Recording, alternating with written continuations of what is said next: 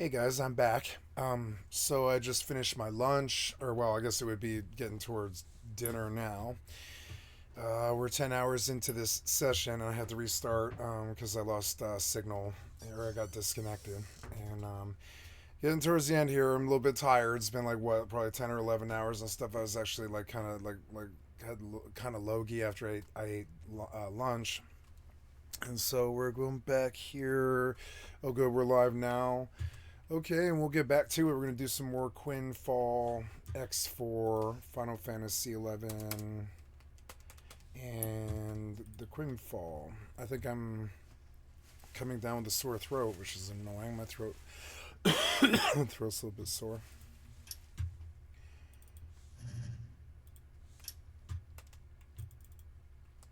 Wait, I didn't disconnect, did I? No.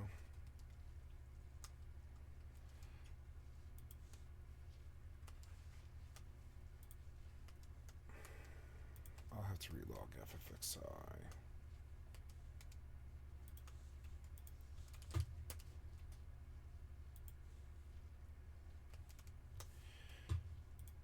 Is what you're saying. Or you have to have an escort. Let me ask you a question. Can I ask my question? It's also kind of funny because like their response is like, "Oh, well, if we get arrested, then we can't go and vote for Trump's cabinet picks." Like that's what you're. First of all, a member of Congress. You are not staying in prison. Okay, that is ridiculous. That's like next level. We have officially moved on to full blown autocracy nonsense, which we're kind of getting there.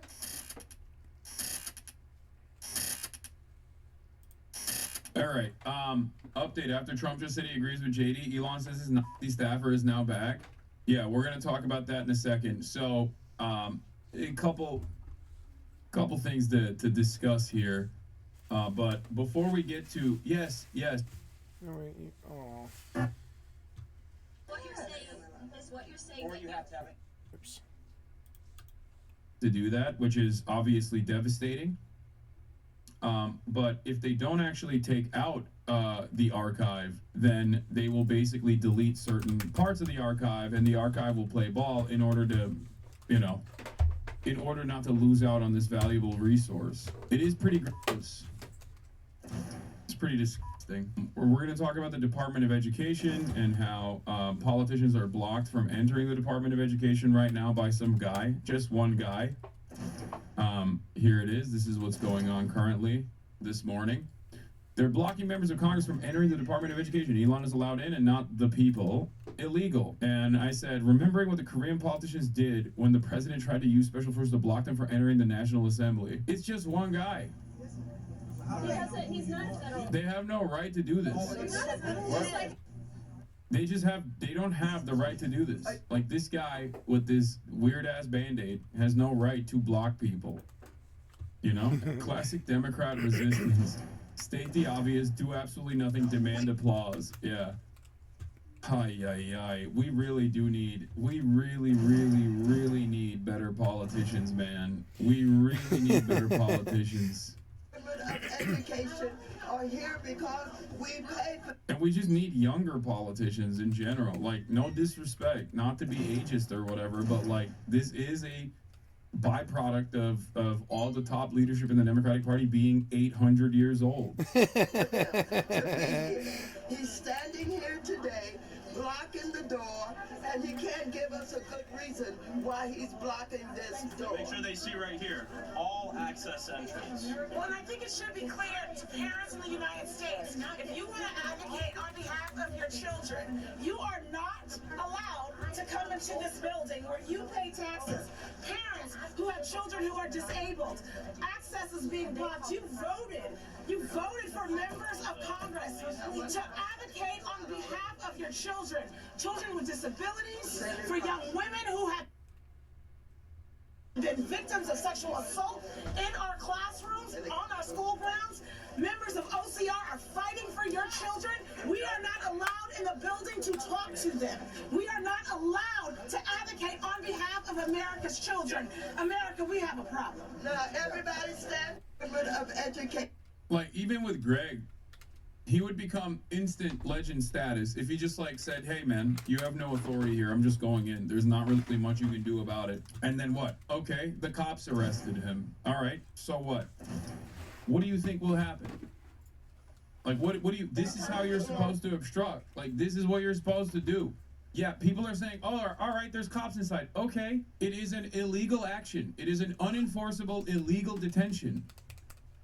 Yes, there are going to be some penalties in the process. What are we talking about? Okay, yeah, you get arrested. Do you know how much, first of all, as an elected representative, if you get arrested in that process for doing something that is within your rights, doing something at the behest of the public, okay, instead of sitting there and trying to say, like, this is so unacceptable, yeah, you're actually getting a lot of momentum and more attention to your cause. It's a part of how you're supposed to do this. That's it. You would instantly shoot up within, you would shoot up in popularity instantaneously, okay? Instantly. If that's a part of political theater, then yeah, do some political theater. Do better political theater. Because this kind of political theater is silly. It's not enough. This is not like this speak with someone who works here. So what are you gonna do? You gonna beat us up if we go in? I mean, you're gonna, We want you to Steamrolling you. get out of the way. this is all access entrance. We get a Stand lot. aside, sir. This is all access entrance. Please stand aside, sir. I'm not standing aside. Why not? Because my role is to make sure that. What authority do you have to grab members of Congress from the oversight? We don't have oversight responsibilities. What authority can you deny members of Congress their oversight role? You don't have business reason to be here. You do not have authority, sir. You do not have authority. There is no authority for you to deny. So apparently the House Democrats were blocked from entering a Department of Education building today. And Trump's you said, ban has started some kind of divisory thing here. It's not too good. And these are pissed off Democrat, like,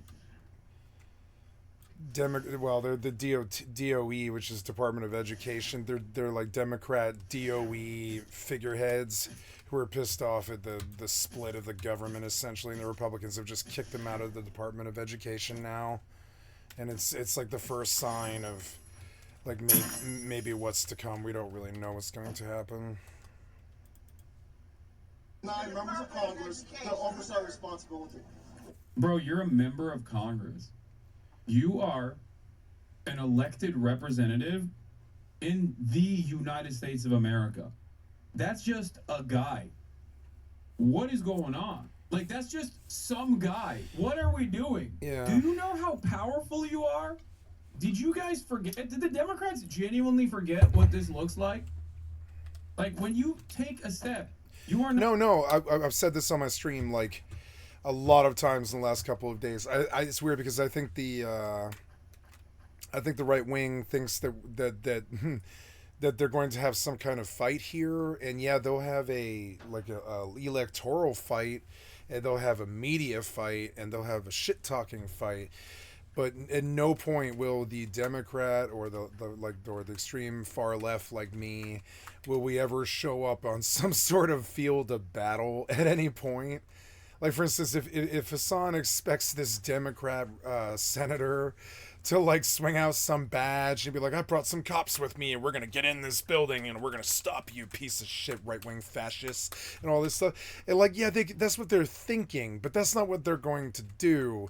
Democrats don't ever fight. They just lose, or they, like, try to keep the checks and balance. That's essentially, it's the softer side of the balance in the Dow that is our government. And so short of yelling, I don't know what anybody expects these Democrats to do. That's the system that we built.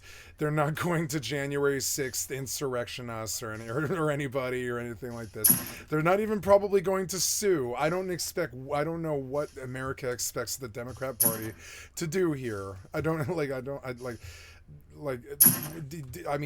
Barring like a civil war, which honestly I think that's every Democrat's worst fucking nightmare, It's every leftist fucking worst nightmare. That's like, you know, we want to dance up like Kent State and put a flower in your fucking shotgun barrel, like you know, like the start of the Watchmen, right? We don't want to go fight you in front of this fucking building with cops and some kind of screaming and like some kind of bitch fight between Democratic Department of Education officials and all the right-wing fascists who have taken over the government. Not just taking a step on your own. You are taking a step for all of your constituents. Okay? I don't get They're it. not going to. It's the same way that they stepped with Kamala like 6 months before the election. That was the best fight that they could give in the last probably like 5 years, and that's probably the best fight they're going to get in the next 5 years. We have Republican rule. It's just going to be that way. But I'm like, so why kick I don't really understand why they're kicking. Oh no, somebody came in here. Oh no, you don't. Oh no, you don't. Yep, I'm gonna kill you. Bitch. Oh no, you don't. Ooh, he's melee. That's not too good. I missed the big attack that I needed to do. Ah, why would you do anything? I am stunned. I cannot move. What is going on? I cannot move. I cannot do anything. I am stunned. I cannot do anything. Don't know. No idea what it was.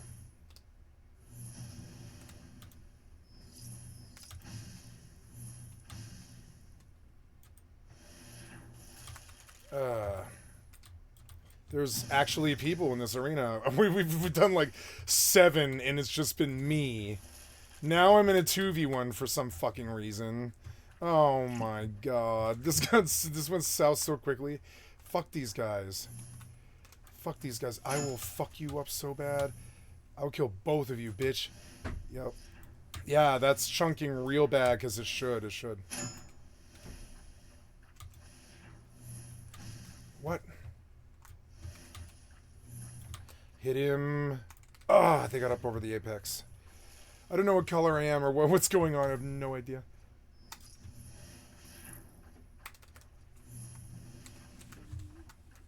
Oh, get him. No, I missed him. God damn it, no. Hit him. No, these spells suck. They barely hit. I hit him with that. No. I'm just gonna start this video. This fight's gonna be 10 minutes. It's so stupid. This guy is not taking damage. I want to see some momentum here. I want to see some motion here. They're Democrats. They're pussies. They're not going to do anything. They're Democrats, just like the insurrection. They're gonna sit there and talk about it on CNN. That's all they do. They lose and they counteract the fascists. That's all the Democratic Party does. At any point that the right-wingers take power, we don't ever get it back again until they fuck up and cause some kind of fucking civil war. But at all people to pay attention. That is how Democrats are. They just lose and they try to counteract the fucking fascists as they kill the country. That's the only thing they do. Yeah, and then, you know, demand That's all they do. fealty from the voters. Yeah, you better run, bitch. Is what you're saying. Or you have to have an escort. Let me ask you a question. Can I ask my question? It's also kind of funny because, like, their response is like, oh, well, if we get arrested, then we can't go and, vote for Trump's cabinet picks? Like, that's what you're... First of all... Oh, I'm green. I'm green. A member of Congress. You are not staying in prison, okay? That is ridiculous. That's like next level, we have officially moved on to full-blown autocracy nonsense, which we're kind of getting there. We're getting especially there. if Democrats keep showing their bellies with every single act that the right-wing reaction. What did you expect them to do? We're the hippies who dance up and put the fucking flower in the barrel of your fascist shotgun as you blast the fucking hippies at Kent State. That is what the Democrats are. That's what we've always been. That's what it's not we. That's what they've always been. You know what I'm saying? It's one of the reasons why I dislike them. It's one of the reasons why I stand with them and I vote for them, but I don't like them. There's a whole fucking thing. I stand with them. I'm on the extreme far leftist, anarcho-punk leftist liberal raised on a fucking vegan commune with my inner city fucking food not bombs, fucking punker crowd, fucking progressive rock crowd and shit. It's just weird. And like, no, I've seen what, 5 American presidents and stuff. 2 of them Democrat, 3 of them Republican or whatever. And trust me, the Democrats don't ever do anything but lose and try to counteract the fascists from getting us all killed. That's all they do. They lose, and when they get power and they win somehow after the Republicans have fucked us up so bad after COVID or 9/11, kill 3,000 of our own troops in 9/11 or whatever. That's all Democrats do. They lose and they counteract the fascist balance. That's the only thing they do. It's so annoying. So, like, what are we expecting them to do here? Like, pull out, like, some guns or whatever and be like, you need to get out of our department education system, you Republican fascists or whatever. You need to do this or that. And no, they're not going to do that. They're going to stand there and they're going to wait for this to end. That's their plan here. That was their plan when they ran Kamala 6 months before the end of the election. So, a complete non-entity that nobody had ever even heard of against this idiot, this 34-time felon idiot. Like, I'm sorry, but like, yeah, like that. What else did we expect them to do here? Get him. Get him. Get him. Oh. Kill him. So dumb. Look how dumb this PvP is. Don't hit me. No. Go. Go. Go. Engages in, then we will get there eventually. Okay. Having said that, however, yeah, you're gonna be detained for a couple hours. But if your response is like, oh, I don't want to be stuck in jail, I don't want to go to jail, and do what? Like, what, you're gonna miss votes? Like, what votes were you gonna be vote? Either we are informed in advance if somebody's coming, or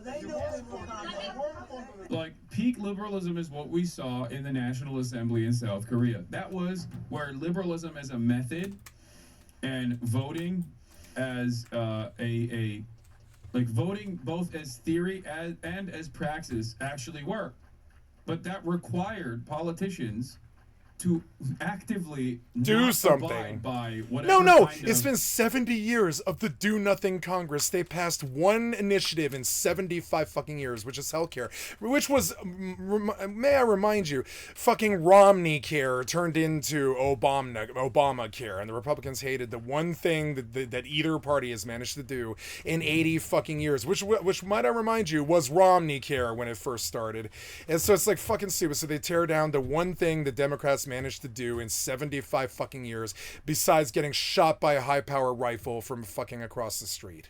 That's all they managed to do in 50 fucking years. It's why I won't identify as one. I will always vote for the Democrats because I don't want these fascists fucking taking over our fucking country and January 6th-ing up the place and to grabbing women by the fucking pussy and all this terrible ass sexist crazy Republican right-wing fucking horse shit fucking like complete, like, you know, Bible thumping deep south fucking horse shit. Now, yeah, 50% of the country is Republican.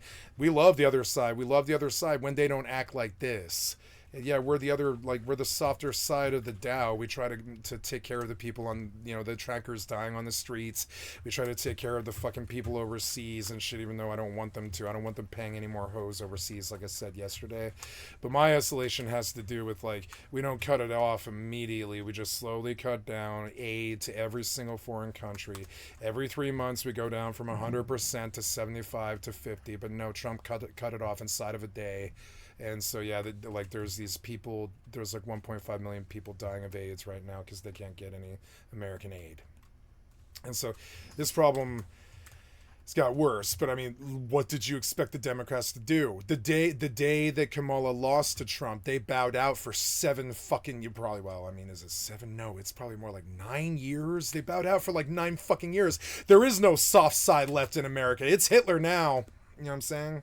Illegal standards was. There's no soft side left in America. It's cold, hard streets and death of tranking on the motherfucking streets now. The fascists fucking won. The Deutschmark, the price of a loaf of bread is going to go up to 10,000 Deutschmarks until some fucking chancellor tries to take over fucking North Germany or whatever again. It's fucking stupid. We're going to completely relive Nazi fucking Germany in our own country.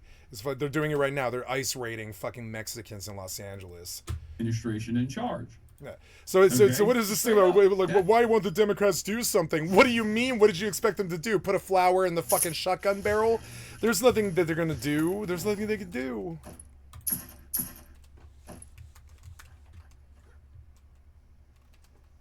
Yeah, good fights. Yeah, like you're spec ice, I'm spec fire. Your spec is better than mine. Congratulations. The developers have blessed you and not me. You're somehow better than me, even because the developers blessed you and not me. Congratulations. I still took second place out of this 3-man fight. So whatever. Yeah, you had the better spec. Congratulations. The developers blessed you. God, the developer blessed you and not me, or whatever. Congratulations. You're somehow better than me. That is peak liberalism, is what happened in South Korea. You mean do nothing? Yeah, peak liberalism is doing nothing except like raising your hand and being like, you can't fascist up the place right now. We're gonna sue you if you do. We're gonna use the laws against you if you do. We tried to do that and we busted him for 34 felonies. He rocks the streets. When I caught a felony, they fucked me, ran 7 years of probation, ran me backwards, sideways, 35 court dates, $10,000 and all this shit for one fucking felony. And then after 34, grabbing the gun of one of the special forces soldiers, like, that's insane, dude. What? Like, think about that. They're fucking pissed, though. The fascists are taking over the government right in front of them. They're fucking pissed. They're teachers. And they're watching the fascists take over their government, and they're screaming. They're not even... some of them are probably Republicans, honestly. Some of these teachers are probably Republicans, honestly, screaming about this. It's insane. It's the fascists taking over the government. The teachers are crying and being pushed around by men with M16s right now. This is what happens where Republicans take power. Like I said, almost every day of the last 5 weeks. When the right wing gets out of control, you get the Holocaust. When the left wing gets out of control, you get HIV, AIDS, and the Flower Power Revolution. They're both bad, or whatever. I mean, I don't consider the Flower Power Revolution going on down to Yasgur's farm and the leftist the Flower Power Revolution or whatever, and I guess like social democrat, sock dems or whatever. Like, I suppose that's bad to the right or whatever, but understand this is what happens when the right wing gets out of hand. You get teachers pushed around, Elian Gonzalez pushing little children with fully automatics. They like to push the weak around. Who do you think they're talking about? That's the right wing. They've gotten out of hand, so now they're pushing the teachers around with M16s. Now, most of the right wing has no idea this is happening because they watch Fox, which is hilarious. And you can see the fucking echo chamber as the fascists talk to the fascists in their little echo chamber, so nobody ever realizes that people are being thrown in the FEMA fucking concentration camps. Like, I don't know who's going to go to the concentration camps first. It'll be either Arabs, poor trankers on the streets, or I don't know what the Republicans hate more. Probably women, maybe? No, it's not women, it's Jews, maybe. The whole Nazi thing, like from 1925 as opposed to 2025. It's that whole thing again. And so I don't know who will be first against the wall, but I'm guessing the poor homeless on the streets. I'm guessing. Or, I mean, it was the Mexicans. The Mexicans were first. Then it'll be probably maybe the homeless on the streets. And then who else do the fascist right wing hate more? It's going to be trans next after that. And then eventually poor people. Like, I think it'll probably be poor people last. And if you're white, they probably won't throw you in the FEMA prison. You know what I'm saying? If you're white homeless, they probably won't kill you. You know what I'm saying? But if you're any other color, they probably will. It's exactly what happened in Nazi Germany, except now it's going to happen here. Because, and I hate to say this, but I can show you many, many pieces of evidence of how we moved the Nazi government over here and let them take over the CIA and the House of Representatives. Hans Scharf, all this other stuff that I talked about, 2 years ago or something like that. We brought the Nazis over here the day that Hitler shot himself, quote unquote, shot himself in his fucking bunker. We brought all of the Gestapo fucking heads of state over here and installed them at the top of our government. This is true. It's called Operation Paperclip. It's been a vow by the fucking CIA. We brought the Nazi Gestapo fucking leadership over here so they could help Trump do this. It's insane. This shit's been building for 75 years. Now they're coming to it. Yeah, look at these. Look. Instead of pushing around Elian Gonzalez anymore, right? Now they're pushing around like Democrat teachers and stuff. This is dudes with M16s in an Elian Gonzalez moment. They're fucking aiming M16s as opposed to like 6-year-old children who are Mexican or Cuban or whatever. It's now they're aiming like M16 guns at Democrat teachers at the Department of Education. This is like what I said. This is what happens when the fascist right wing takes over your country. What did you expect us to do? Do you think the Democrats are going to go down there and shoot these people? Please, dear God, Democrats, please shoot these fascists. You think that's what's going to happen here? No, it's just going to be another Holocaust. When the left wing gets out of power, we get, dun, dun, dun. Dun, dun, dun, dun. This is the time of the season of loving, or whatever. This is what you get when hippies get out of control. You get probably like cocaine, 70s, heroin, and all the beautiful things and all the beautiful music out of our wonderful year of our Lord, 1974, the greatest year of music that ever happened, or whatever. And that's what happens when leftists get out of control. Three Dog Night. When right-wingers get out of control, you get COVID, 9/11, and Afghanistan. Am I wrong? No.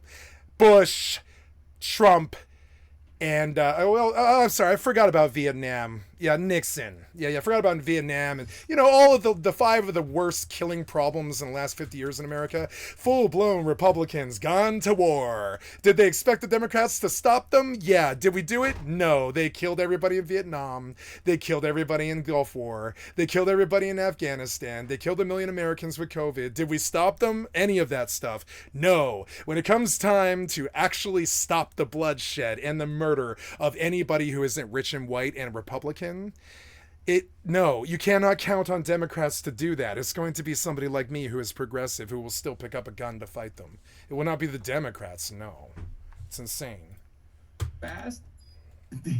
Any American So as I watch them shot in push that fucking process? Democrat teachers around in Washington D.C. with M16s, and it's like Elian Gonzalez gone like it's like Elian Gonzalez has been 9/11 and it's gone pear shaped. It's like Elian Gonzalez gone pear shaped as these fucking fascists push our teachers around or whatever. Like sooner or later in like 100 years you're gonna see pictures of this in like some black like some like 2K presentation of the BBC talking about the World War III, and they're gonna show these fucking like Trump's fucking jackboot thugs like aiming M16s at these teachers and the Department of Education and shit. And I swear to God, you're gonna see this in 100 years, and they're like, there was signs that it was gonna start in 2025. It was the Roaring 20s, and dubstep and EDM had taken over the place instead of jazz in the 1920s. It's the 2020s where dubstep and EDM as opposed to jazz, like that movie Great Gatsby or whatever. Now we have dubstep instead of jazz and stuff, but it's all the same shit. And instead of the Jews, I think it's going to be either the Mexicans. It's going to happen in America instead of Nazi Germany, and we have Trump instead of Hitler. And I think it's going to be the Mexicans instead of the Jews. What have they been yelling about for 4 fucking years? How did Nazi Germany move to my country and begin a war against the Mexicans the same way they did a war against the fucking Jews? How long till they put these fucking... I mean, isn't this essentially what they did in Nazi Germany?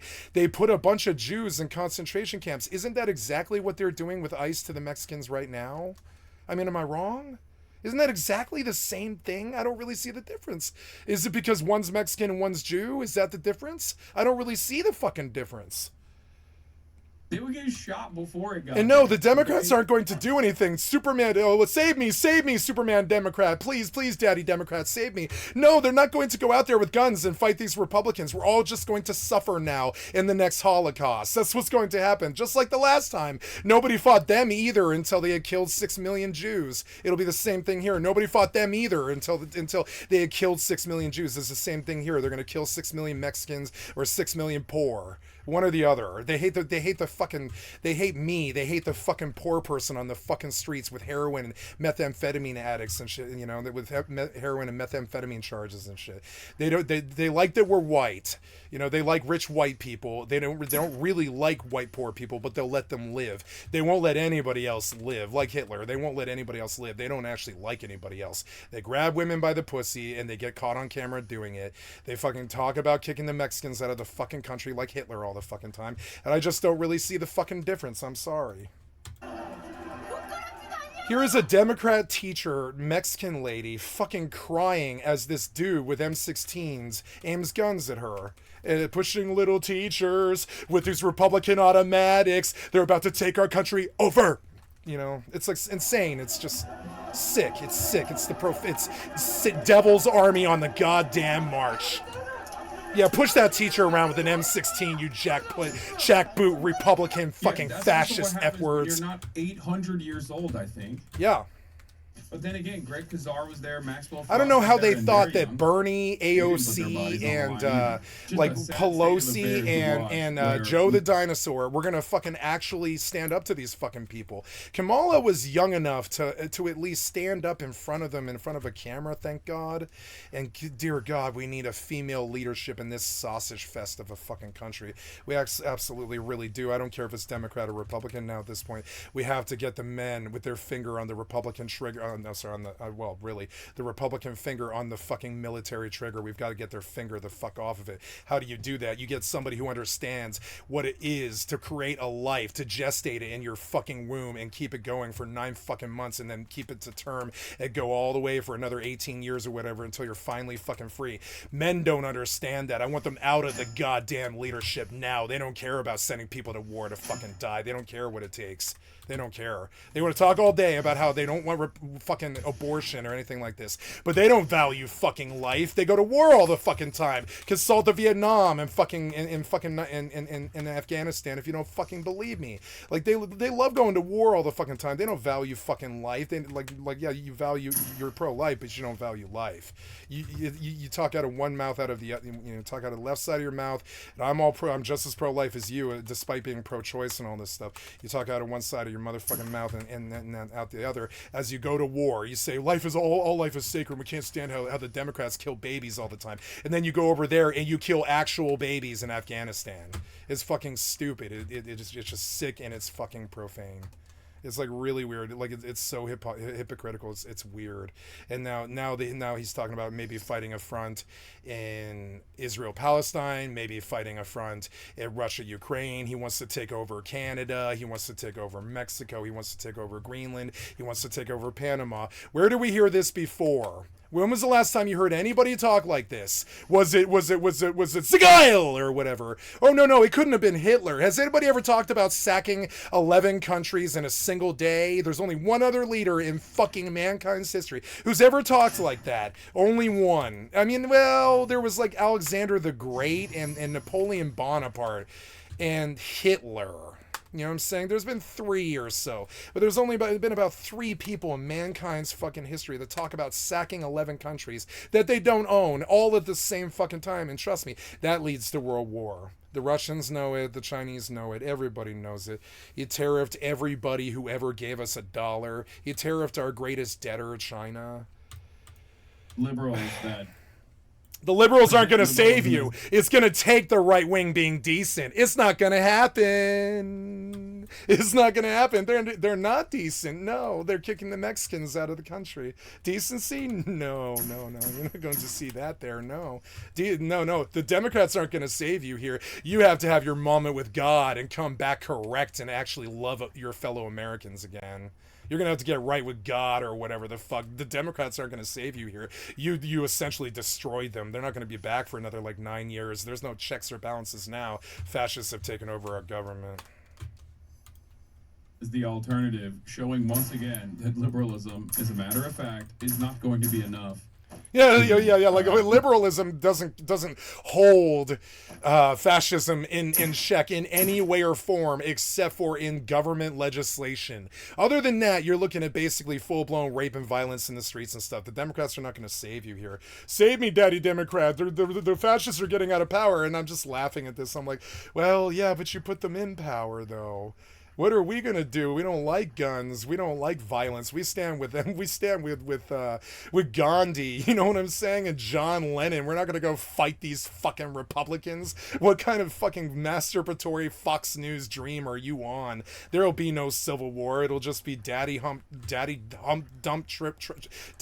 dump Hitler, Trump, like fucking killing 6 million Mexicans or something. That's what's going to happen here.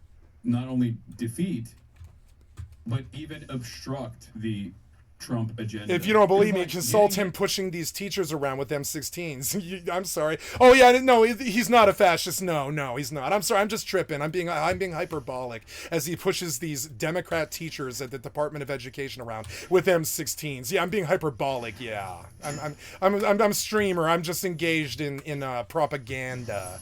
It's all propaganda by some just hot air out of a liberal's mouth. You know what I'm saying? As you push teachers around with M16s at the Department of Education. Yeah, I dreamt this up to give you bad optics. Yeah, I did this. I caused this. I pushed the teachers around with M16s with my fascist government. Yeah, this is all the liberals' fault. It's woke. Woke did this. Woke pushed the teachers around with M16s. That's what the woke did it. The woke did it. Just blame the woke. The woke did it, guys. Sorry, guys. Woke. I'm sorry. The woke pushed the teachers around with M16s again. That must be the woke getting out of control again. Like you can see they're idiot Fox News, bad education, bad mind stuff. It's just insane. But at least you are presenting a fight. You're presenting a fight and putting your there'll be no fight. There'll be no fight. There'll be them killing us and deporting our friends. There'll be no fight. No fight. No. Democrats don't fight. They start wars. They don't fight wars. They just start wars. That's all. Holds my fat ass. Consult fucking Afghanistan if you don't believe me. Fat chatter. They should have had their security teams escort that guy away for obstructing congressional movement. That's what they did. That's what they did. They pushed teachers around with M16s. They're so dumb they can't even understand what they're seeing in front of their fucking face. The tablet brain rotted their generation. If they can't, these idiot right wingers, they can't see the teachers being pushed around with M16s in front of their fucking face. They can't see it. They're blind. They're so dumb. They're in this Fox News fucking dump hole of idiocy. Fucking that conservative bubble that you're trapped in is filled with paint fumes. I swear to God, it is. It like actually is. They can't see the teachers being pushed around by the M16s. The Mexicans in the fucking ice camps, they can't see it. They can't see how bad it'll be if they kick 25% of our labor force out of this country. It will kill us. It will kill us. It's the stupidest thing any American has ever fucking propositioned. Ever. Even going to World War II, that was less stupid than this. So, like, less stupid than this. Like, less stupid than this. Like, you know what I'm saying? We're going to, we just did. I mean, we already did it. We just did it like 2 days ago. We kicked 25% of the labor force out of this country. Who's going to pick that up? Is it white boys sitting in the ghetto? Do you think that's what's going to happen? You think white boys in the ghetto like me are gonna pick up your labor force? Fuck no, we've all been destroyed by your drug war and we're all sad and fucked up. A bunch of us are NEETs and have never had education or training at all. None of us have ever like faced like service or anything like this. We've just been in the inner cities of your shitty metro cities as you watch the poor die. We're not going to save you from this. We're not going to fight in your fucking wars. We don't like you. The kids don't even know. Okay, do you remember a couple weeks ago we looked at that thing where they asked the kids who the president was and they didn't know?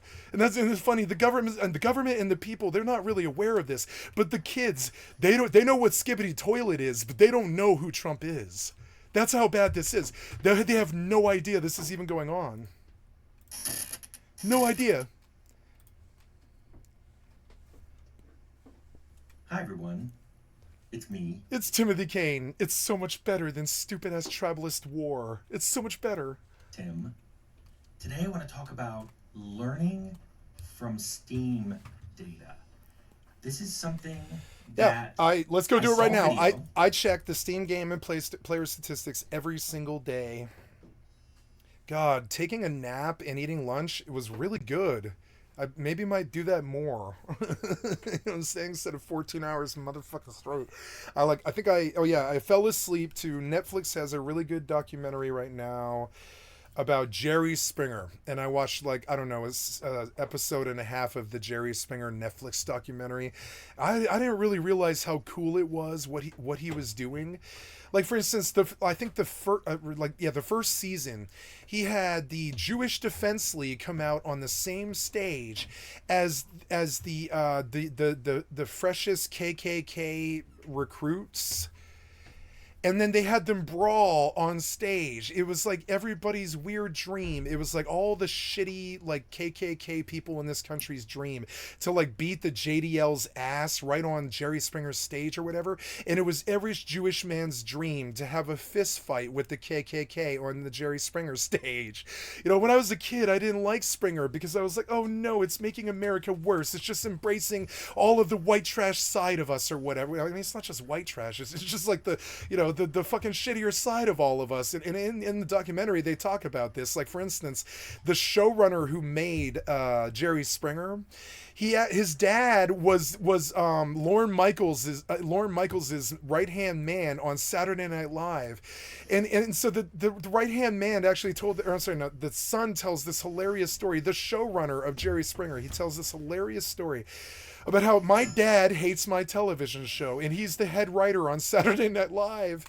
And I didn't talk to my dad for 4 years while he said that Jerry Springer was the worst thing that ever happened to America. And he's like, this is my television show. I am the showrunner. I made this show, Jerry Springer. And my father, the lead writer at SNL, will not watch my television show. And I forgot that there was a time in America like that where I fell on the side of the SNL writer when I was a kid. But then I didn't understand what it did for America to get their frustrations out about their spouses cheating or doing, you know, ending up being drug addicts and hiding it, or, you know, like they showed like a brother who had knocked up his sister and was like not going to like not own it, you know, he was like owning it. He was like, yeah, I've knocked up my sister and I love her and I'm not going to. It was just disgusting. You can just see the crowd being torn by it because they're like, oh, they can see that it's young love and it's a brother and sister in love. It was so sick. And he's knocked her up and she's not going to get an abortion. They don't want to tell her to do it either. And it's just crazy. Watching the fucking crowd respond to this, I didn't understand, but I believe it is the only open forum we actually had in this country in the last like 50 years. Jerry Springer. I mean, it was all entirely like wrestling. It was completely fabricated, most of it. But the issues that they were addressing, like I stole your man, or I haven't seen my son in 35 years or any of that stuff. And I didn't know this, but this was catharsis for all of America. And this stupid ass like documentary was extremely poignant and very efficacious at pointing this out. How actually important Springer was for the fucking heart and soul of fucking America. That fucking weird show.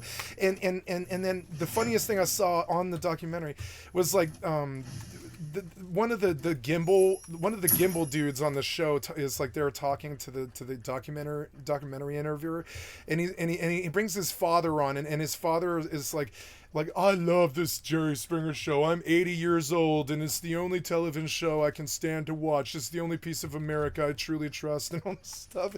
It was so poignant and weird, and I was like, God damn it, man! Why can't this be about like Downton Abbey or something? Does it need to be Springer? Did it need to be Springer that was the one show that spoke to you? It's so annoying. It speaks something about America. And now I want that open forum, except without the toxic fucking tribalist shit that we get engaged in every single day. We need a knockdown, like drag out Springer fight instead of pushing the fucking Democrat teachers around with your M16s at the Department of fucking Education. We should definitely maybe have a knockdown Springer fight where it's like, oh my God, you've been left for far too long. Oh my God, you've been right wing for far too long. I can't stand you. I can't stand you either. Let's have a Springer fight. Blah blah blah. That's how America used to be. Now I think it's just gonna be like either civil war or ICE internment camps where they kill 6 million Mexicans as opposed to Jews or something. I want a Springer fight instead of these ICE camps. We can't get this. We can't get an honest goddamn not discussion. We can't get an honest argument between the two sides anymore. It's fucking ridiculous. I don't know what to do about that. That I don't think I can do Timothy Kane about Steam data because I think I know more about this than he does. I doubt he watches this like I do. So like, okay, let's look at the top 20, right? Counter-Strike 2, Dota 2. I love Marvel Rivals. I love Marvel Rivals. I love Marvel Rivals. Rocket Raccoon for the motherfucking win. Rocket Raccoon. Rocket Raccoon. Rocket. Rust is number 4 because Primlock Rust hit today. I tried it yesterday. I didn't like it. I'm not going back to Rust. I'm not ever doing Rust Heroin ever again. Okay. Kingdom Come Deliverance 2 is sitting at 190, 194. 190,000 for Kingdom Come 2 is pretty good. Day 5. When was the release date for Kingdom Come Deliverance 2? When did this come out? It was February 4th. It's February 7th. It's been 3 days. It's sitting at 192,000. That's not too bad. I'm still not paying $60. I'm terribly sorry. A silly goose in this economy? No, I'm not buying your single player game that I can easily steal in like 5 days. Not that I'm gonna steal it. I'm gonna buy this game. Or I can wait till summer when you sell it to me for like $25. I think I'm going to wait till summer. I don't need to learn about Bohemia that bad that I need Kingdom Come Deliverance 2 right now today. I'm not doing that. PUBG Battlegrounds is sitting number 6, and dear God, why? I wish you would play a better game like Fortnite. PUBG is so fucking bad. The Arma engine is a terrible, terrible, terrible embarrassment upon the American leadership, the American government, the Army, and our armed services. If the Arma engine is the best thing that the fucking Army can come up with, and I played all those video games, then our military is in goddamn trouble. And I don't know how PUBG kept going, but yeah, your fucking Arma engine, your Arma 2 engine from 2010 can suck a dick. It's been 15 years and shit. I don't know why PUBG is in number 6. It doesn't deserve to be here, even compared to like Rivals or even GTA 5 or even Call of Duty. Honestly, Call of Duty deserves to be here more than PUBG does. PUBG has served its LAN cafe revolution, and it keeps like evolving, but I don't know, no matter how much you polish that fucking turd, it's still the Army's video game engine, and they cut the funds on it, and it sucks dick. It's still the Army Arma 2 engine. It's still the Army. I mean, the worst engine that anybody ever made in the live service scene was the American Army. Dear God, why? We don't know why. We don't know why. I don't know why they wanted to poison the Army's image like that in the video game scene, but they absolutely did. I will not touch PUBG Battlegrounds. It's Arma 2. I will not touch DayZ. It's Arma 2. You know, it's like, I will not touch Arma 2 or Arma 3. It's the Arma engine. It's what the America's Army thought was okay for our troops, I guess, or something. I don't know. Anyways, Banana, Path of Exile 2, Grand Theft Auto 5, Monster Hunter's Wild beta test. There was 258,737 people in the Monster Hunter Wilds beta test. Fighting those BAMs, these people, they really want to fight a giant ass boss that fills your entire screen. They just really do. Tom Clancy's Rainbow Six Siege, Call of Duty, Destiny 2, Helldivers 2, Baldur's Gate 3, EA Sports, Football Manager, Apex Legends, Warframe, War Thunder, Delta Force. Delta Force is down to 21. That game did not have the success that I thought it might. Stardew Valley, Wallpaper Engine, Red Dead Redemption 2, DayZ sitting 55,000 at number 26, Crab Game, Pal World, Sid Meier's, and now we're at number 30, Sims 4. A game from 2010, Sims 4, in the top 30 because they're not making good games anymore. Yeah. Let's go forward and take a look at This Teenager Stabbed His Mom 63 Times by Papa Meat. Welcome back to the Papa Meat channel. How you doing? How you doing? How you doing? How you doing? Because today we're talking about internet stories. You know, I have a podcast called Creepcast where we go over creepypastas, and this is one. Dude, it's him. It's him opposite Wendigoon. Thing that affects our story today, and I just want to say viewer discretion is advised because today we're going into true crime meat. I love true crime. Like everybody else wants to watch anime and fucking, you know, like basically anime and like, I don't know, what do the kids watch? I don't know, Skippy Toilet or whatever, YouTube or whatever. I like true crime. Some dude killed his wife, and then his son crashes a fucking speedboat into a bridge and killed 2 of the 4 teenagers, and then shot his wife with a Viper 65 or whatever. And it's like, man, that shit is so much more compelling than I don't know, Lord of the Rings. I'm kidding. It's serious. It's a real case. It's fucked up. And Yeah. it's messed up How the because- fuck are you gonna stab your own goddamn mother? I mean, we've all had our moments with our parents. You know, we've all been there. Don't tell me that you haven't thought about stabbing your parents at one time in your life or another. And everybody has their moments where they're like, God damn it, I just want to fucking kill my parents. They're so annoying, right? When you're like 16 and shit, you don't go do it. You don't go shoot up the school. You don't go. You don't go stab your mother 63 times. You just don't do it. You go and do something better than that. You go be a better person than that. You go and say, okay, I'm going to stab this tree. This tree, it will not cry 1,000 tears and destroy my family if I stab this tree. Go stab a tree. Don't stab your mother 63 times. What the fuck is that? What happened? What happened here? It's a place for silly memes and jokes and funny stories, and sometimes these stories. No, are the called- internet is where you learn about terrible true crime stories about how some dude stabbed his mother 63 times. That's what the internet is for. Decency? No. Entertainment? Yes. Creepypastas. And what are creepypastas? Well, they're like scary I stories. don't that know. Usually edgy 12-year-olds write. I don't do and Reddit shock or each other. 4chan. It's kind I of a still don't big know thing what a in the creepypasta is. I 2010s. still have no It's idea. harmless fun. It really is. It's harmless fun. It's stupid stories. However, one troubled child who was the catalyst for one of the most brutal murders in recent history. Which we've done videos about something similar before with the Slender Man things in 2014, where two 12-year-old girls, Morgan Geyser and Nessa Weir, brought one of their friends to the woods and stabbed her 19 times. So you get obsessed with Slender Man. You go through some sort of ritualistic thing where you listen to a bunch of music and probably self-harm at the age of 12 years old, probably because your parents suck. And then you abduct your 12-year-old little girlfriend and you abduct her out to the woods and you conduct Slender Man on her. Actuals. Now, 12-year-old girls, I think, I think that, it's weird. When I think of women killing, I don't think that happens a whole lot in nature, It just doesn't. But I think it does happen. And yeah, I would put a 12-year-old girl doing a Slender Man thing over a grown woman killing somebody. I think it's actually more likely for a 12-year-old girl to do it because she hasn't developed correctly or whatever. But yeah, I find it more plausible that a 12-year-old girl did this, or 12-year-old girls did this, than a grown woman. I think this has to do with developmental age and stuff like this. I think it's just a confused 12-year-old. I don't think her gender has anything to do with it. Can we just say it's a confused child, or they're just confused children or whatever? Because I know why these right-wing streamers covered this. It's because it's two girls who killed a little girl.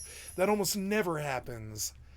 Normal. Just another day in the park. Yeah, two 12-year-old girls killing another 12-year-old girl. That's pretty normal. Yeah. To appease Slender Man, the fictional character they believed was real, the internet's obsession with a character. It's like a new age tale of like the Amityville No, murders. this happens. Okay, my favorite episode of this old television show from Britain called Touching Evil, which is the first show that my favorite television actor of all time, Robson Green, did. He's a British actor, and I really like him. He's a Northern England dude. I forget what they was called. Geordie. He's a Geordie.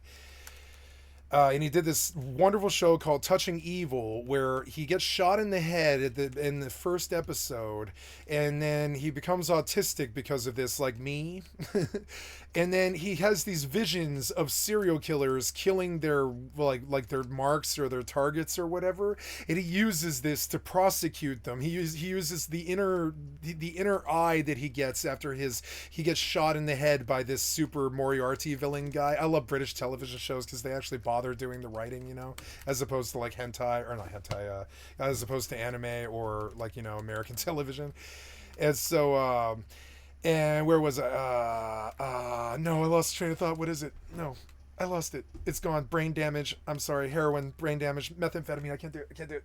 I lost it. It's oh yeah, British television show. So Robson Green gets shot in the head, and then he has super cool, like, what do you call that, ESP. He has a cool super ESP where he can, like, he's Sherlock Holmes, and he's always chasing some Moriarty, and he's a profiler, a serial killer profiler, and he's out to capture these dudes who like slay 16 kids and stuff. And he's kind of like Dexter. He doesn't doesn't kill them afterwards. He brings them to justice, but he uses his inner third eye, like gift that he gets after he's been shot in the head, to figure out, like, he can see in his mind before the murder happens. He can see in his mind what's going to happen. So then he comes to the crime scene the next day, but he's seen it in his third eye the night before, and the crime scene, he can see the crime happen in real time, and he's able to correlate this with what he sees at the crime scene to chase down forensically the killer, right? And I forget why I got on this. I'm just trying to provide content, but oh yes, I remember now. So my favorite episode of Touching Evil is Amethyst. And let's go pull Touching Evil. Amethyst was a really good fucking episode. I don't know if I'll be able to get the synopsis of the plot of the Amethyst television show. I'm sorry, the Amethyst episode of Touching Evil. It was season 1, I think. I swear to God, a whole bunch of kids, British kids, saw this particular television show, and they lived it out. And it's about this. Let's see, What Amethyst Wants. Here it is. What Amethyst Wants, Part 1, right? An investigation into multiple attacks on horses is what sets it off. Robson Green shows up, and he sees, like, he sees some kids stabbing horses. And you're like, what the fuck? Why are these teenagers stabbing horses? British television is so fucking fucked up. It's so much better than American. And you're like, why are these teenagers stabbing horses? And you find out that they're stabbing horses across the country. There's been multiple attacks on horses in horse barns across the country of England. And this reveals that there's this mysterious website game called Amethyst, where real life players are sucked into a violent reality where they must commit acts of violence in order to secure points and win prizes. When the next level of play results in a triple murder, Cregan, that's Robson Green, realizes he is running out of time. Meanwhile, an unstable Kreitman confesses to Cregan that he was responsible for Ronald Hinks' death, which was fucked up too, because Ronald Hinks was the first serial killer that he catches. And then the first serial killer that he catches gets killed by this other cop in the precinct and stuff, which wrecks the detective. He chases this dude for like 6 months, and he catches him, and then this other detective in the fucking precinct just wastes the serial killer in the prison cell afterwards before he even goes to court. And this is good for the family. Like, the serial killer getting wasted by a cop before he ever reaches court is good for the family, but it's not good for the detective who caught him. It's not good for the court. It's not good for the killer's family. It's not good for there's a bunch of people that's really bad for, but I mean, that's British writing for you. It's so much more, what's the word, like, poignant. So they figure out that it's these teenagers, Justine Barber and Leonard Stoker, who have been watching this crazy internet website for like 5 years, and then they do acid, and they slay fellow teenagers from their school and stuff. They take hits of acid, and they do this ritual to Amethyst, which is actually just some crazy made up mythical figure that some weird serial killer makes up to get other serial killers in the world to go crazy and start killing other people. And that's my worst nightmare. It's sort of like that Heaven's Gate cult, except instead of getting you to join a cult, they get you to become the Manson family, and you go out into your fucking life just because you start going and watching this website over and over again every night after school or work or whatever, and the website brainwashes you into believing that this weird god named Amethyst has come to Earth and is requiring you to do like pagan, like fucking crazy cultic rites of like slaying other teenagers and or stabbing horses and stuff like this. That is my worst nightmare. If the Heaven's Gate cult didn't try to convince you to join their cult, they somehow drove you insane with this website that you go every day, and then you go slay people in the real life in their name. And I thought that was one of the better fucking like serial killer like mythoses I had ever heard. It's better than anything I ever saw on Dexter or anything like that, right? Where like, dude, some fucked up dude on the internet just makes a website that triggers a bunch of sleeping sociopath killer cells who don't know they're even killers yet until they watch the website, and then it programs them into killing. And so then Krieger finally figures this out. And the teenagers are the stars of these two episodes and stuff, more so than the detective is.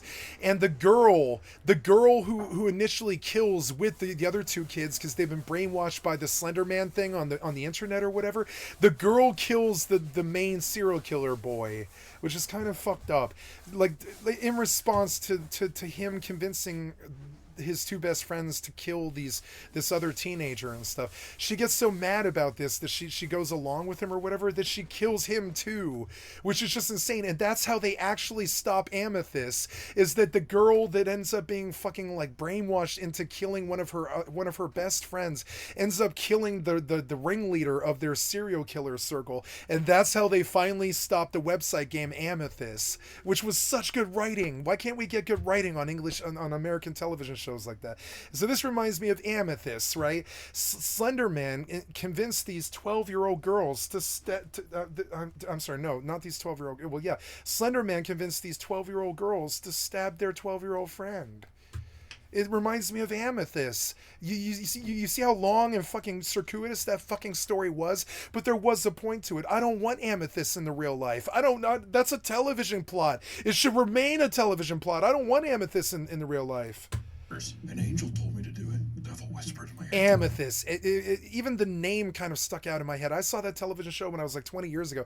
Amathus. It was such a fucked up demon name, I think. Some demon name. To do it. Slender Man told me to do it. Slender Man to Amethyst told me to do it. You know, it's creepy. Like, bleh, bleh, bleh, serial killer stuff. Bleh.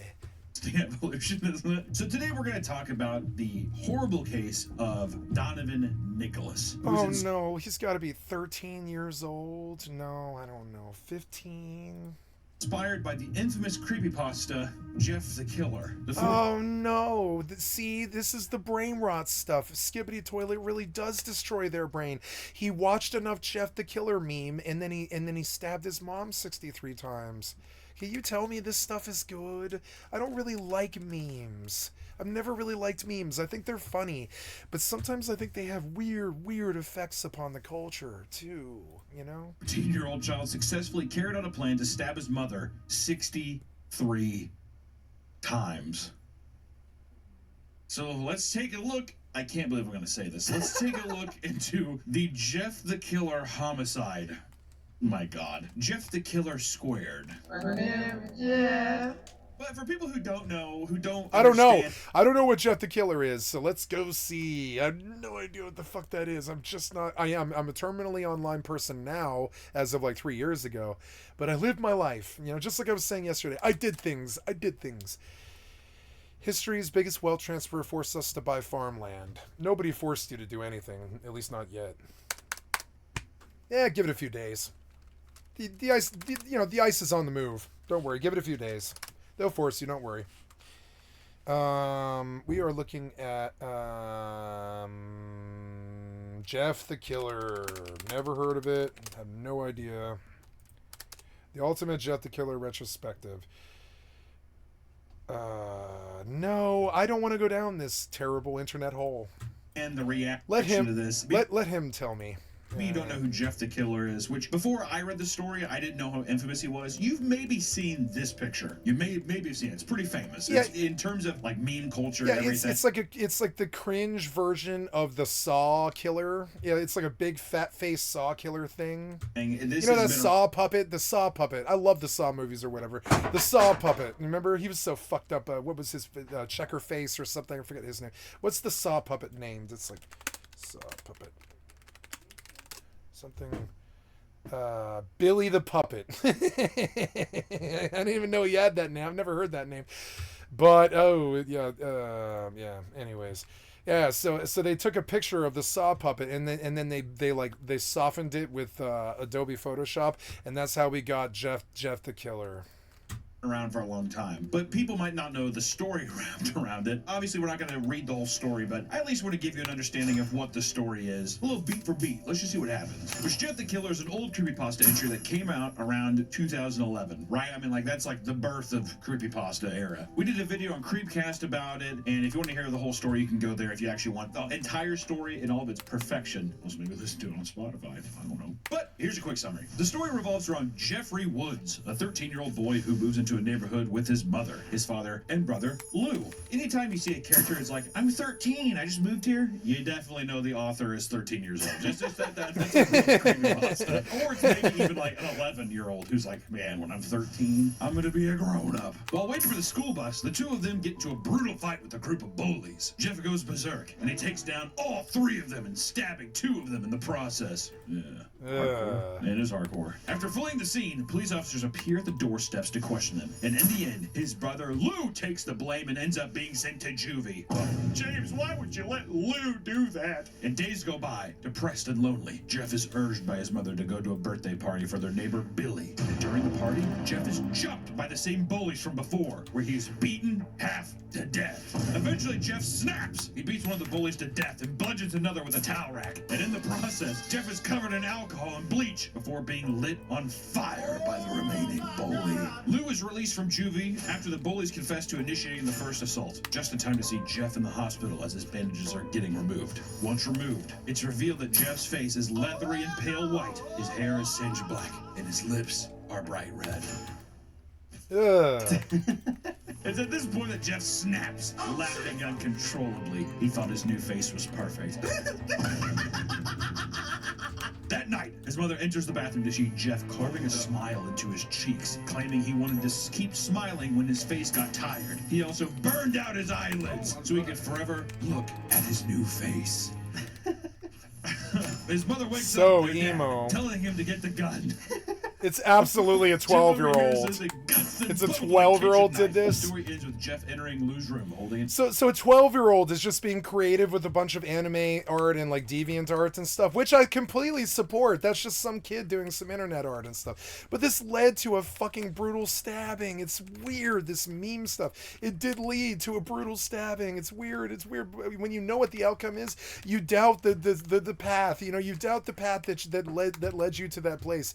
You're like, well, yeah, it's cool that the kid's making like cool deviant art little things on the internet for YouTube or whatever, but it led to a stabbing. I don't know, did this story really need to be told? It's a really creepy story anyways. The internet's so creepy. Something about it really scares me kind of sometimes. I'm like, ugh. The loss of innocence that the internet can present can really, really harm people, actually, I think, you know? Knife and telling him just to go to sleep. And that's the story of Jeff the Killer. I'm paraphrasing a bit, but that's pretty much it. You get a little bit of the Joker in there, you know, very why so serious code. It's cool. It's one of those things, Jeff the Killer, it's out of date, it's cringe. At the same time, it's internet history at this point, right? I don't think we know who wrote the story. It's a 12-year-old. Like if so, I want to get in contact with you, seriously. If you're out there, there's some stuff I want to talk to you about, for real. And this story, this epic piece of internet culture, was enough to inspire 14-year-old Donovan Nicholas to stab his mother to death in excess. 14! It's insane what people gravitate towards it. Shorty wanna be a thug. And here's the thing, too. I want to get into this before we get too far into the video, because, like I said, this is a serious matter. I'm not going to be joking about all this. This is real shit that's happening. This is an obviously mentally disturbed person. I don't want people going into this thinking that, like, you know, it's like the whole thing, like, GTA makes people dangerous. I don't believe that. I think mentally ill people latch onto anything. If it wasn't this, it would have been something else. Guns don't kill people. Violence kills people.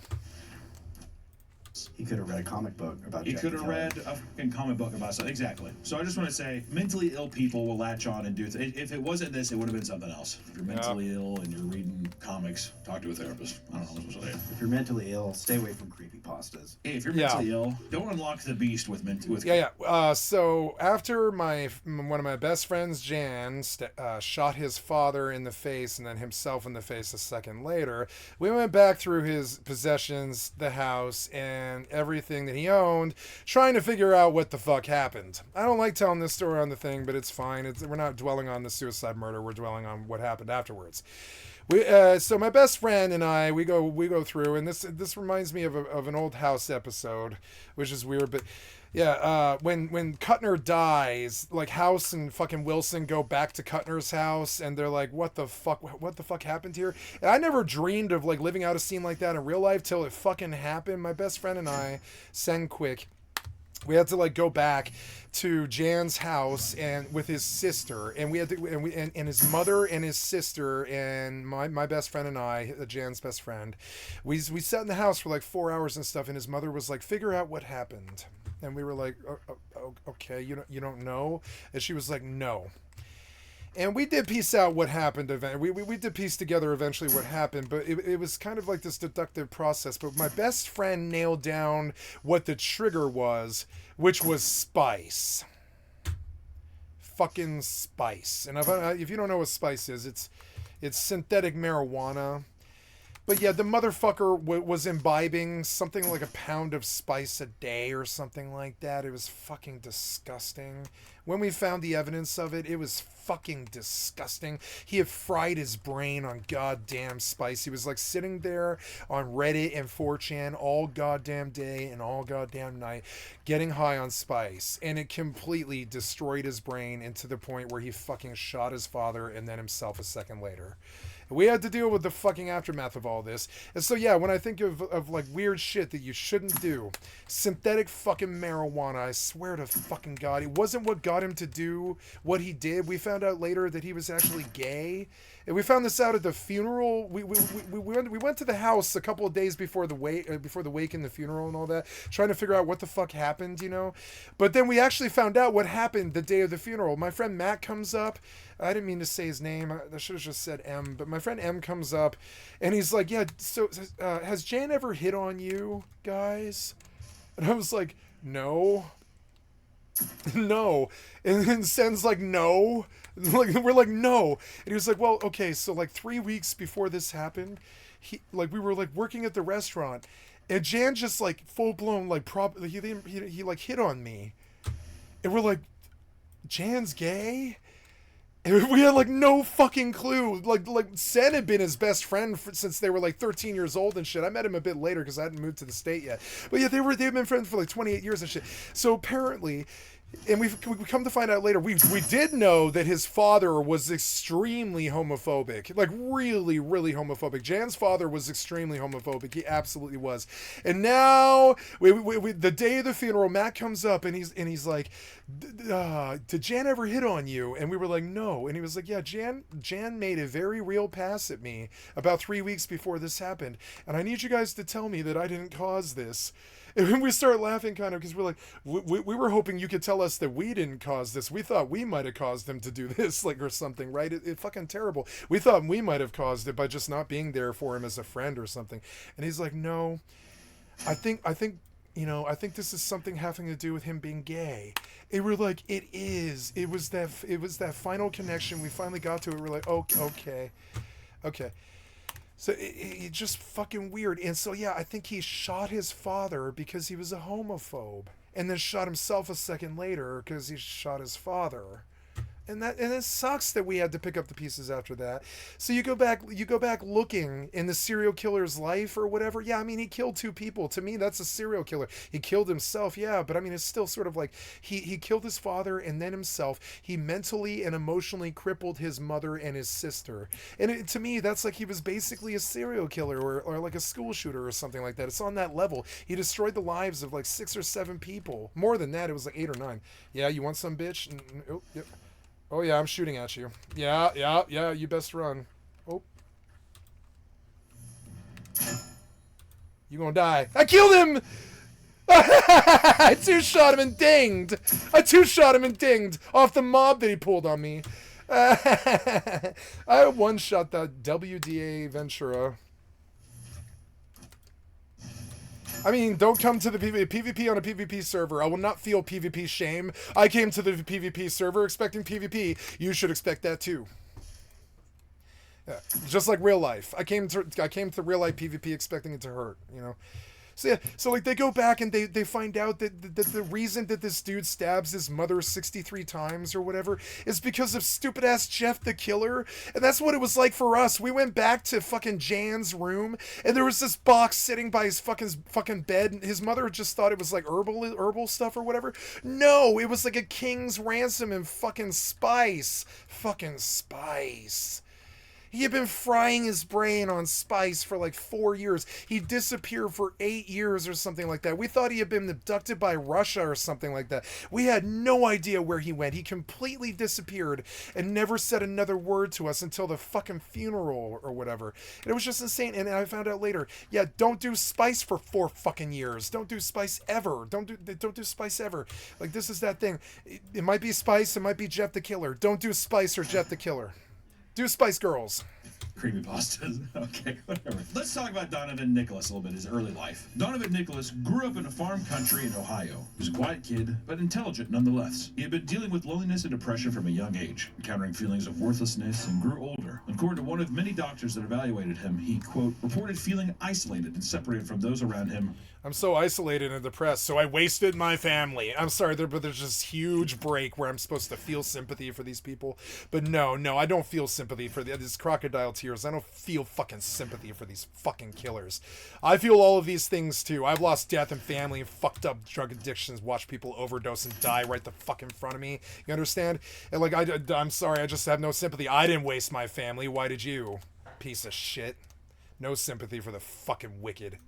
For several years. By 6th grade, these feelings had escalated to the point where he was having thoughts and engaging in self-harm. He told the doctors that there was no support when it came to finding medical treatment, so he tried to tough it out on his own. Donovan had been living with his father, Shane Nicholas, and his 40-year-old girlfriend, Heidi Faye Taylor, as well as their 2 children. According to Donovan, his relationship with Heidi was strained beyond belief. They were constantly getting in fights over the littlest things. 28. Donovan's real mother lost custody of him at birth, which Shane believes caused a lot of this tension between the two of them. Because Shane traveled a lot for work and the other kids had moved out, Heidi and Donovan were often around each other the most. Donovan details that Heidi despised him, referring to him as a waste of space, and often treated him unfairly by constantly screaming at him for whatever reason she could find. Regardless, Donovan never responded with violence and was quite harmless. His father could recall enjoying fishing trips with his son, who hated the idea of catching them and seeing them suffocate out of the water. Innocent boy, wrapped in turmoil. It's one of those things too where if you're a little sponge when you're younger, you could see the Jeff the Killer thing and just be like, that's me. You know? That's what happened. Through assorted text conversations with friends, it became clear that Donovan was becoming increasingly more fascinated with dark topics, such as death.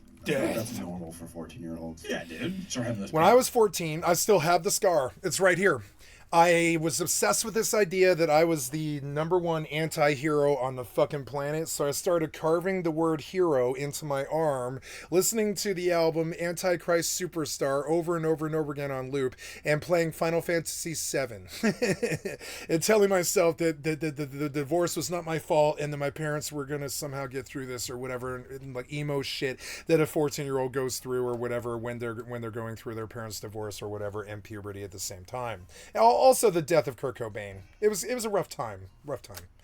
And panic attacks where you're up at night. So yeah, so here's the giant H, the giant H that I carved into my arm before I realized that I'm not some fucking effy goth kid that's gonna self-harm and listen to Marilyn Manson while I play Final Fantasy VII instead of like be a normal person or whatever. And I stopped doing ritualistic stupid shit like that long ago. I do like BoJack says, I don't, oh, well, it was Diane from BoJack said, I don't fetishize my own sadness. It leads you to bad places. You're like, when I died, is there even anything there? No. When you die, you're dead. You know? And I mean this. I'm going to quote a old song by Jimmy's Chicken Shack, and this was my favorite song for like 22 years or something. It's called When You Die, You're Dead. Lyrics. Excuse me. When you die, you're dead, right? So this is Jimmy's Chicken Shack off pushing the salmonella envelope, right? Following the crowd provides security. Cities alienate people. Many of the things you want are worthless. If you try, congratulate yourself. Surviving can take a lot of energy. Everything's an integral of everything else. Almost no one finds their match. Strangers don't want to know you. Nature always wins. We all want the same things. You have chosen everything that happens to you. We are part of the land. People want to look nice, and loneliness is not contagious. Violence is passed through generations. Crowds create their own power. Everyone you meet is a mirror of yourself. Things left undone become harder. Progress takes time. Experience gives you options. The range of personality is endless. Most weirdos want to be. People are attached to what they can't have. Defense mechanisms are inherited. Power is passed to those who are near it. One size fits all, but it doesn't. Western man is too separated from nature, and people interests should come before business interests. You can only screw yourself. Self-esteem is basic to success. And I learned this when I was 13, and it has been a really powerful lesson. Self-esteem is basic to success, by the way, and it will be a long time before safe as sex. Pain inside shows that only certain types are religious, and many artists aren't. You can have anything you want. The court of law is designed to intimidate. Stay in touch with your inner self, because living increases knowledge. Living increases knowledge. Living increases knowledge. But when you die, you're dead. That phase where you don't kill animals. And that dispelled my long ago when I was like 13, that dispelled my notions of reincarnation. Well, I believe in reincarnation, but I don't believe in an afterlife, and I don't believe in heaven or hell or anything having to do with like besides you being worms in the ground. It'll be your worms will feed, the worms will eat your head when you're dead. The barnacles will eat your head when you're dead. Is that Modest Mouse? No, it's their other band. What's their other bands? Modest Mouse, other band. What's the name of that band? It was Ugly Casanova. Ugly Casanova, right? There's a wonderful song by Ugly Casanova. That's Isaac Brock's other band. That's the lead singer of Modest Mouse, right? There's a really good Ugly Casanova song called "The Barnacles Will Eat Your Head When You're Dead." The barnacles will eat your head when you're dead. You can dream about it being something else, but no, the worms will eat your head when you're dead. That's the actual reality. And then the birds eat the worms, and then I don't know, the cats eat the birds, and then the dogs eat the cats, and then the humans eat the dogs, and and then we lost an election. In these conversations, he started bringing up his idolization for character Jeff the Killer. Okay, first off, I just want to, if my friend was like, I just think Jeff the Killer's cool. Yeah, like what?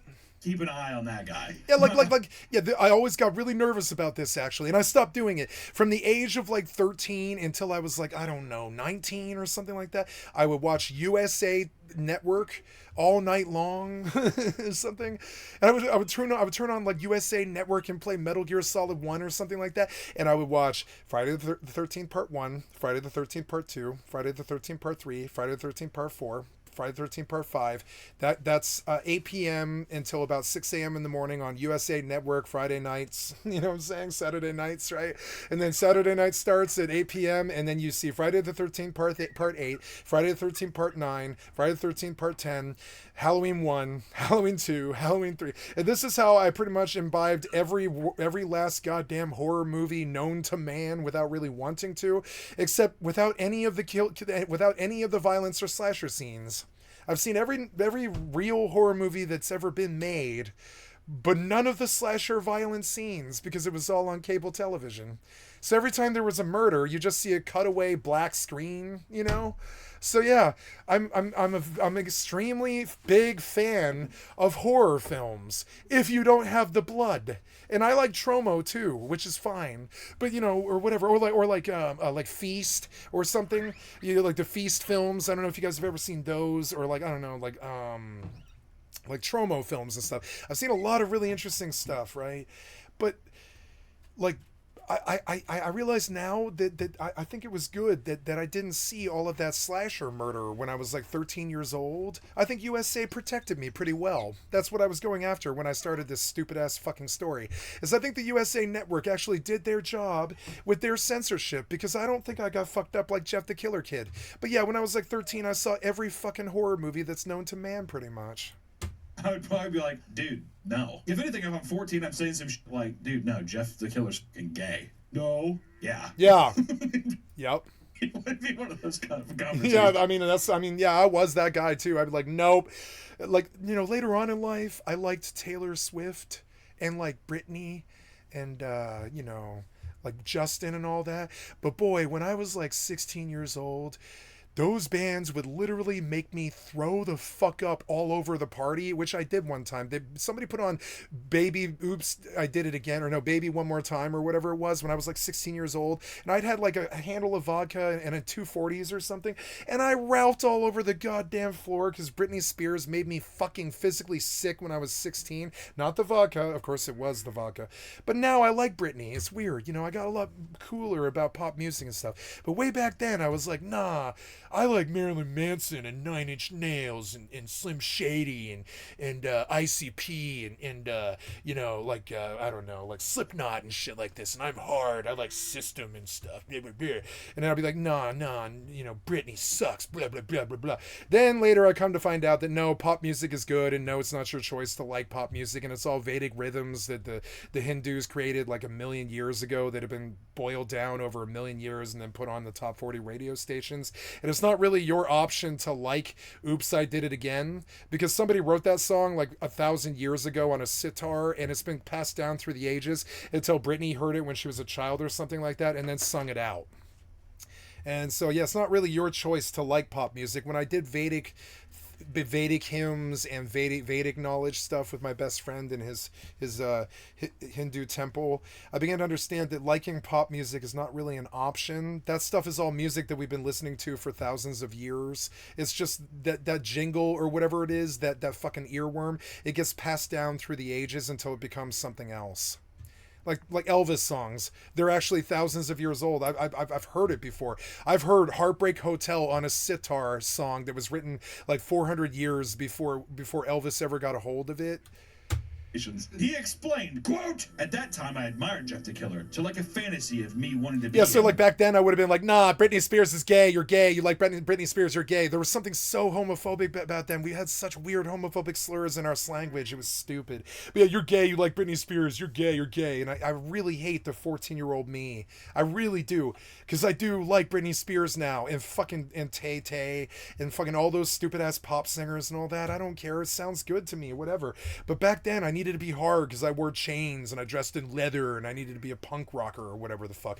All of it was stupid. All of that judgment and all of that dislike just caused me to miss out on a bunch of really good music. Clickism sucks. I mean, I was, you know, me and my ex-girlfriend, we were like the king of the metal. My ex-girlfriend and I were the king of the metal crowd and all that, king and queen of the metal crowd and all that when we were in high school. And I remember, like, I would like hang out with the metal crowd at the tree, and I would smoke cigarettes with them and stuff. But then I would go down to the fucking, like, and I remember this even when I was a kid. I would go down and I would pull out my Tupac book and I would roll a joint with the black kids at the motherfucking, like, at the bus stop waiting to go home after school and shit at G-Dubs in Denver and stuff. And like fucking, I realized like that I wasn't just a metalhead. I was a mod. I was a rocker. I was a metalhead. I was a rap kid. I was a hip-hop kid. I knew every lyric from every fucking artist. I grew up on MTV where they play like 35 different artists in an hour or something like that, and they're all from different genres and stuff. And so eventually I began to be like, I'm not just a metalhead. I'm not just a punker. I'm not just a pop person. I'm not just some fucking dude who likes top 40. I'm not just an EDM person. I'm not a dubstep. I'm not just a dubstep dude. I don't just listen to drum and bass. I don't just do this or that. Eventually, there were so many different fucking like freak flags that I didn't want to fly any more freak flags. Does that make sense? There was so many freak flags to fly to so many different cliques and fucking circles and different styles and all that shit that eventually I was just like, no, I'm all of them. Because he stood up for himself. I'm not a metalhead. I'm not a rapper kid. I'm not some fucking wigger or whatever the fuck. You know, back then I would have said that shit was gay. And listen to me. That's terribly homophobic now. But I mean, it wasn't back then because nobody really thought of it that way. It is now. But back then I would have been like, nah, you're gay. Brave. You like Jeff the Killer? You're gay. Anyone mess with him.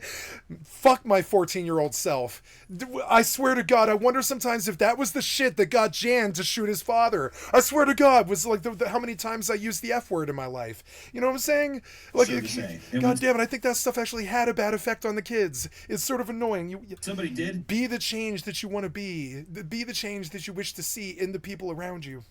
he took action. Yeah, he's I just stopped using language like that. I stopped saying you're gay, you're gay. I just stopped doing that like 18 years ago or something like that. I just stopped doing it. I stopped calling women bitches, but boy did I call women bitches for like 13 years. That dude has no bitches. He has no social value. He has no bitches or whatever. It's just so sexist and shitty and stupid. the bullying. He's like, yeah, I need to do that. Well, yeah, exactly. He's like, fucking Heidi, barely having sex with my dad. I'm gonna fucking kill Heidi. Later, he put it more simply, saying, I never had power. Jeff has power. What? It's an internet meme. You've been brainwashed by an internet meme to kill your mother. You're so fucking stupid. Read the room. Jesus. Read the room. Jeff has power. You had power. You killed your mother, motherfucker. Jeff is not real. You have power. I'm sick of the stupidity. I swear to God, the bad education system and the iTablet fucking brain rot generationists that they're blaming Jeff the Killer for wasting their parents. Jeff the Killer did not waste your parents. You wasted your parents. You have the power. You're the shithead. There's no cop out here. It's not, oh, I'm sick. Jeff the Killer got me to do this. You did this. You got Sharon Tate murdered. You did this. Actually haunting. That's definitely at the lunch table when everyone's like sitting there, they have like their milk cartons. You're just like, Jeff has power. Jeff Hey. has power. I guess you gotta go back to...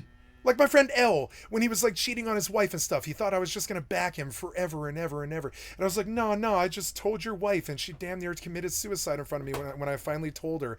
But it's like, no, I'm not going to protect you while you cheat on your wife 300 times. I'm not going to fucking do that. It's like, no, I'm not. I'm just not going to fucking do that. You might think that's how, yeah, I'm a decent person and I'll help you a couple of times.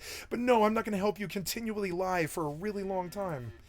The social studies, take care, Donovan. Like, just dead spray off. Despite his own words, Donovan eventually began engaging in lengthy text conversations about how he would successfully get away with killing people. Never did that as a kid. The 14-year-old thing of, like, you know, death. Yeah, I think, like, me carving the H into my arm was probably, well, that and the high-speed chase with the police officers when I was 17. Yeah, never mind. Or whatever. You know, you get a little more edgy, you get a little more grit. Like back in the day, it was, I saw a video, I think it was called like 1 Minute. Why did the police chase me for drugs so many times? I didn't do anything to them. Why did they hurt me so bad? Why did they hurt my generation in the cold? Why was the drug war so shitty? I hate them so much. So many possession charges, so many tears in a bucket. I want to drown them in it. Man, one hammer. It was like a Russian video of a dude beating a guy to death with like a hammer. It's like one of those old like it wasn't that we liked hard drugs. It was that you threw us in jail. It really was. It was the jail. It was never the drugs. It was the jail. It was the jail. Who cares if one of the 7 billion people on this planet kills themselves with heroin? I don't give a flying fuck about that. I do care if you throw them in jail. I really do. I fucking do not want that. I don't want you doing that. You and your drug war, you killed us so bad. I hate you so much. I will drown you with the tears that I have caused in the bucket. The 2 tears in the bucket, they have become 2 million tears in a bucket, and I will drown your shitty fascist Republican Party and your drug war in it. I will drown you in the billions of tears your drug war has caused, you shitty fascists. Or like one man, one jar. Yeah. Right? Squat and pop. You know what I mean? I like seriously think I could get away with it. I don't think I've never had one friend say that. And if you did, everyone's usually like, "What the f are you talking about, dude?" And then probably throw a gay thing in there. You should be gay. No, yeah, my ex, she kind of moved to like Ohio this one time recently, and she like took a job position with some dude who abducted her in a room and beat the living shit out of her and left her broken and bloody and bruised. And so I like to pretend that I'm this person that doesn't think about killing people or anything like this. And I don't ever say anything like that. I can say it like on stream and stuff. But no, I would never actually harm a living thing and never have. And I mean this. I've never actually harmed a living thing. And I die on that hill. I will die on that hill. I really will. So, well, unless somebody threatens my family, you know, or whatever. But that's the thing. So, yeah. So, and I was like, well, okay. Do you want me to kill him?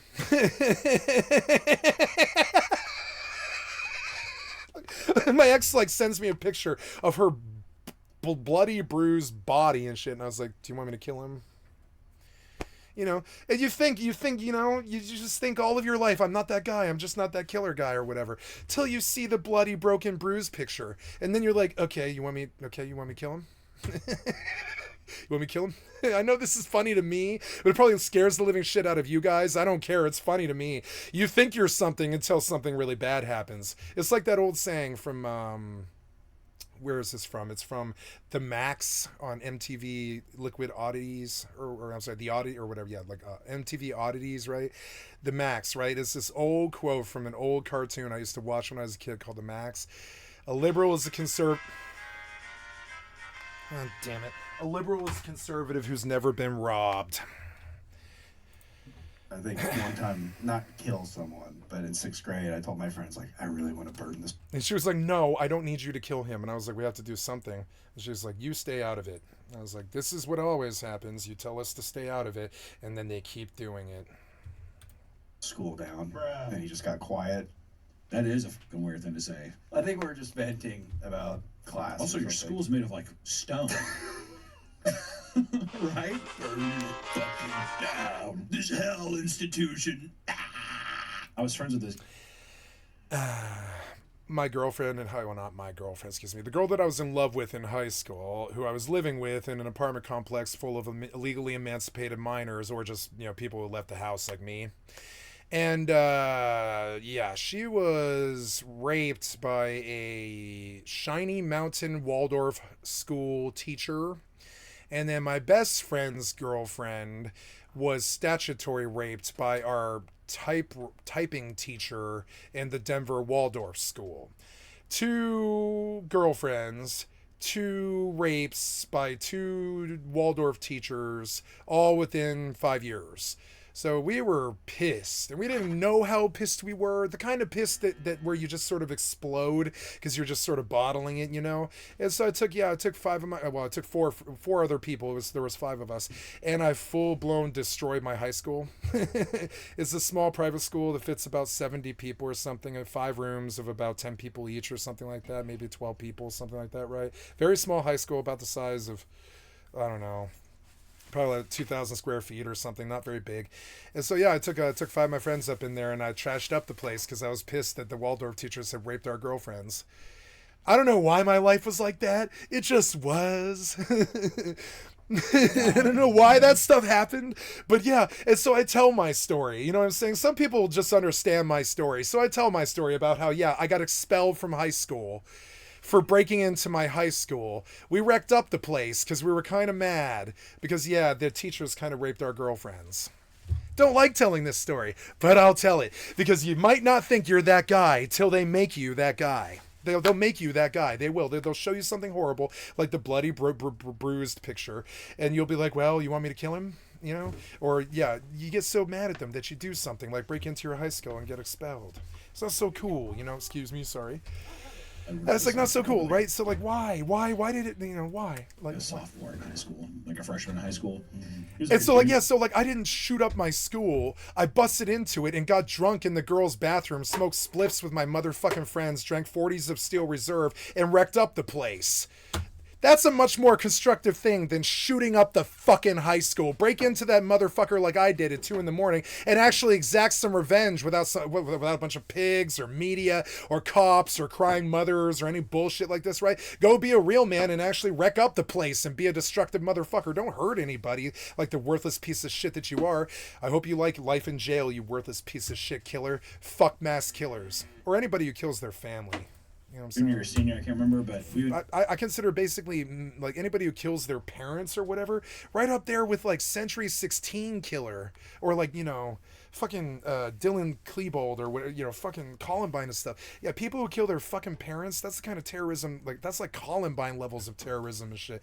Don't do that stupid shit. Don't kill your parents or shoot up Columbine or whatever. Break into Columbine at 2:45 in the morning. Have a cathartic moment of we're being rebels or whatever, and let that shit go. Maybe they even bust you like me afterwards and expel you. You still walk away from it. There's no deaths or bodies or graves or dumb stupid ass shit that men do to take life away because they just don't respect it enough. We'd go to his D&D groups, and he was like a real rebel. And he hated the jocks, and he like would stand. Yeah, I had a friend. He was like crazy. Up on those lunch tables. Denver gutter punk. Went up for 70 years. He was stabbing hobos along the Spear bike path. We can pull the bike story here. I'm sorry, we can pull the bike path story from the from the Denver News. Denver bike path, homeless, slain, and I can't remember the name of the kid now. I think it was Grayson. No, his name was. No, this okay. So this happened again in 2023, but the incident that I'm talking about happened in I want to say 1999 or something like that. It's so far back now that I probably can't pull the story because there's been other stabbing. There's been several stabbings along the Cherry Creek Trail in Denver, and now I can't sort out which one's mine. But yeah, oh here it is, man. There it is. So yep. So did they catch him? Yeah, they caught this kid. It was a kid. He was a friend of ours. I didn't know him well, but he hung out with my backup guitarist, and he was stabbing hobos outside the goddamn Burger King at 6th and Spear in Denver, Colorado, while they were drunk and passed out at 4 in the fucking morning. And they caught his ass when he was a minor too. It was fucked up. That kid was fucked up. I think his name was Grayson. I think no. Grayson was a good kid. No. I'm maligning Grayson. It's been like 30 years. I don't remember. It's like I can't remember the name of this kid, but yeah. There, fights break out as an inebriated homeless men battle over drugs, money, or grassing sleeping spot. Louis Miera, that was his name, 46, a homeless man who had slept there many times, and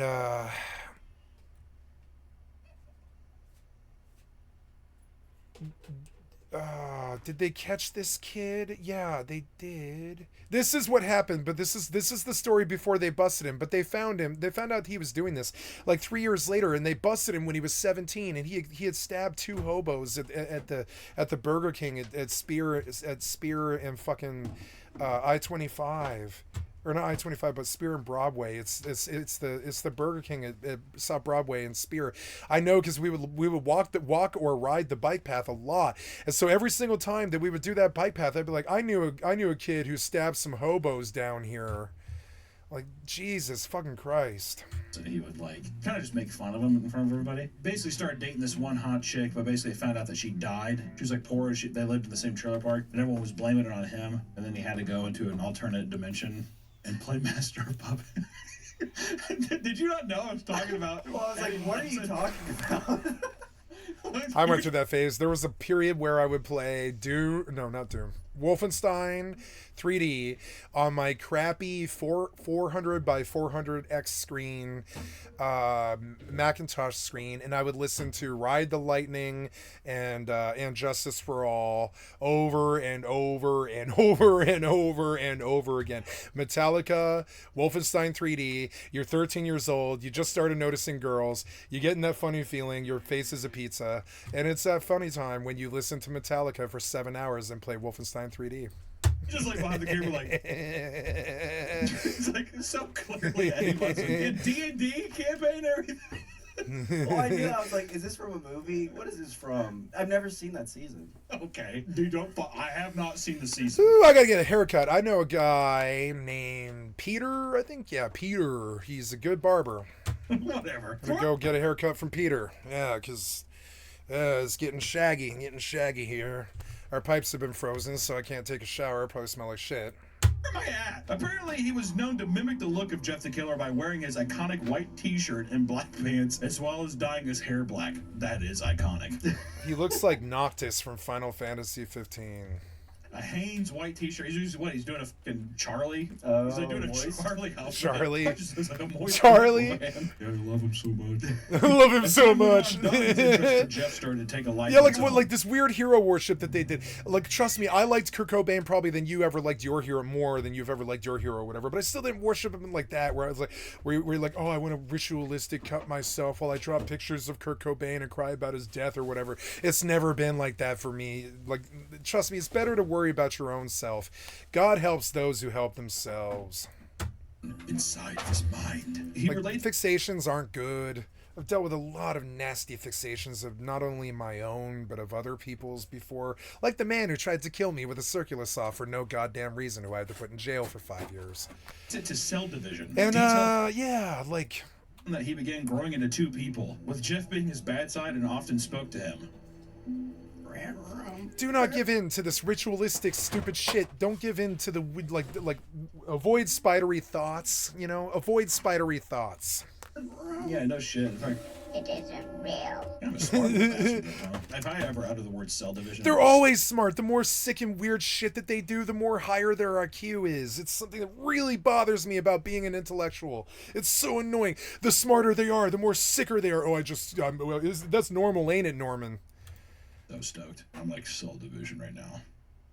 Looking around, I'm like two people. And the people try to make that fat joke. I'm like, no, no. Jeff would convince him to do crazy things. Remember American Psycho? That was entirely about how much what's his name from Batman? Christian Bale, like how smart Christian Bale really was.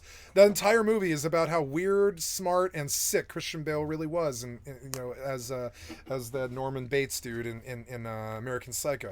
Like that's the example of it. It's weird. The higher their IQ, the sicker they are. It's like their imagination, I think, or something like that. I've got a good imagination too. I can imagine some crazy shit, like trying to get a 7 on a 6 dice, and how you would go about doing that. Some kind of molecular teleportation molecule from across the universe, and you meld a 6 dice with a single one-sided dice and form it into a 7 dice. I think about all the time, how can I roll a 7 on a 6 dice?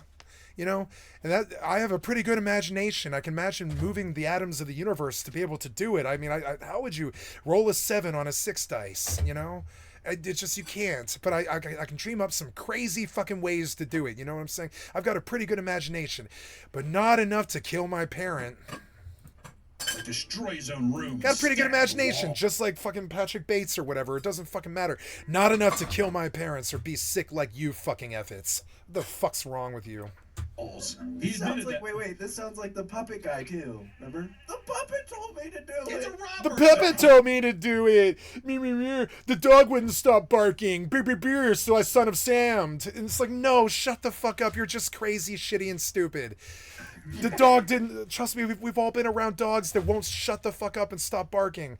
We don't go son of Sam the place. We don't. Yeah, the kid with Robert just wanted a friend. He just The wanted dog won't stop barking, so I wasted him, or whatever. No, you immediately, like, there's this break of logic there that you shouldn't have had. You're sick, you're fucked up. You shouldn't ever go that far. You know what I'm saying? Yeah, the dog won't stop barking, so you waste him or whatever? No, you don't waste him. You just move away from the dog. Move away from the dog. You don't waste the neighbor or whatever.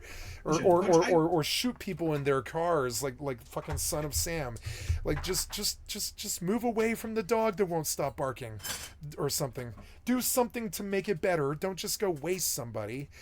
Donovan probably does too. There's probably like a yearning for positive reinforcement. He wants somebody to just talk to him. You're not Heidi. You're not my real mom. Yeah, you may not be able to do much, and that is okay. You have the past today. He admitted that because of his admiration for the character, he loved being able to speak to him all day, despite being directed to do bad things from time to time. He stated, and I quote, Oh, no. "The bad sides started getting bigger and worse. I think about the options, and I was often torn. But generally, Why do they all sound like Norman Bates? It's so weird. I pick Mother let me out today. I got to smell the flowers in the garden. Maybe they'll give me a straitjacket. the good side. Generally. Donovan, when'd you pick the bad side? Is Heidi in the room? I don't want her to hear this. Which leads into the next section, the murder of Heidi Taylor. I can't believe how That's like bad you one. are. This is why, yeah, exactly. Well, I guess Jeff prevailed on this one. This is one of those things, too, where it's just like, you gotta watch out, man. If you're fucking some dude and he's a weird son, black hair, white shirt, going around talking about cell division, and you're like, Talking about cell division. horrible to say. I'm not, Yeah, they're always like they always fancy themselves like what's it called, like a mad scientist. They all think of themselves as mad scientists. I think They all think that they all think that they're like some like Boris Karloff version of Hollywood like like black and white movies where it's like Frankenstein and you're the evil scientist up on the hill that created like Frankenstein. I swear to God, all these weird sick shooters, they all think that they're fucking mad scientists for some reason. It's a horrible thing that happened, but what the man? You're teasing a bowl like a China. So they talk about shit like cell division because they're trying to like impress you with their intellect, you know. And it just comes across as sick. I've never really been very, I've never caught into that sort of people very much. It's like destruction is imminent. Like for instance, okay, in a member of my inner circle, there used to be 5 of us, but now there's 4, named D. He wrote a thesis once on how to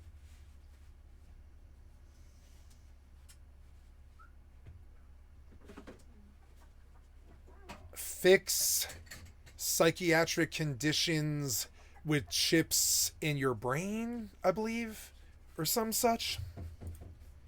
You gotta ask. And when he showed it to me, it was like this 80-page handwritten thing that was like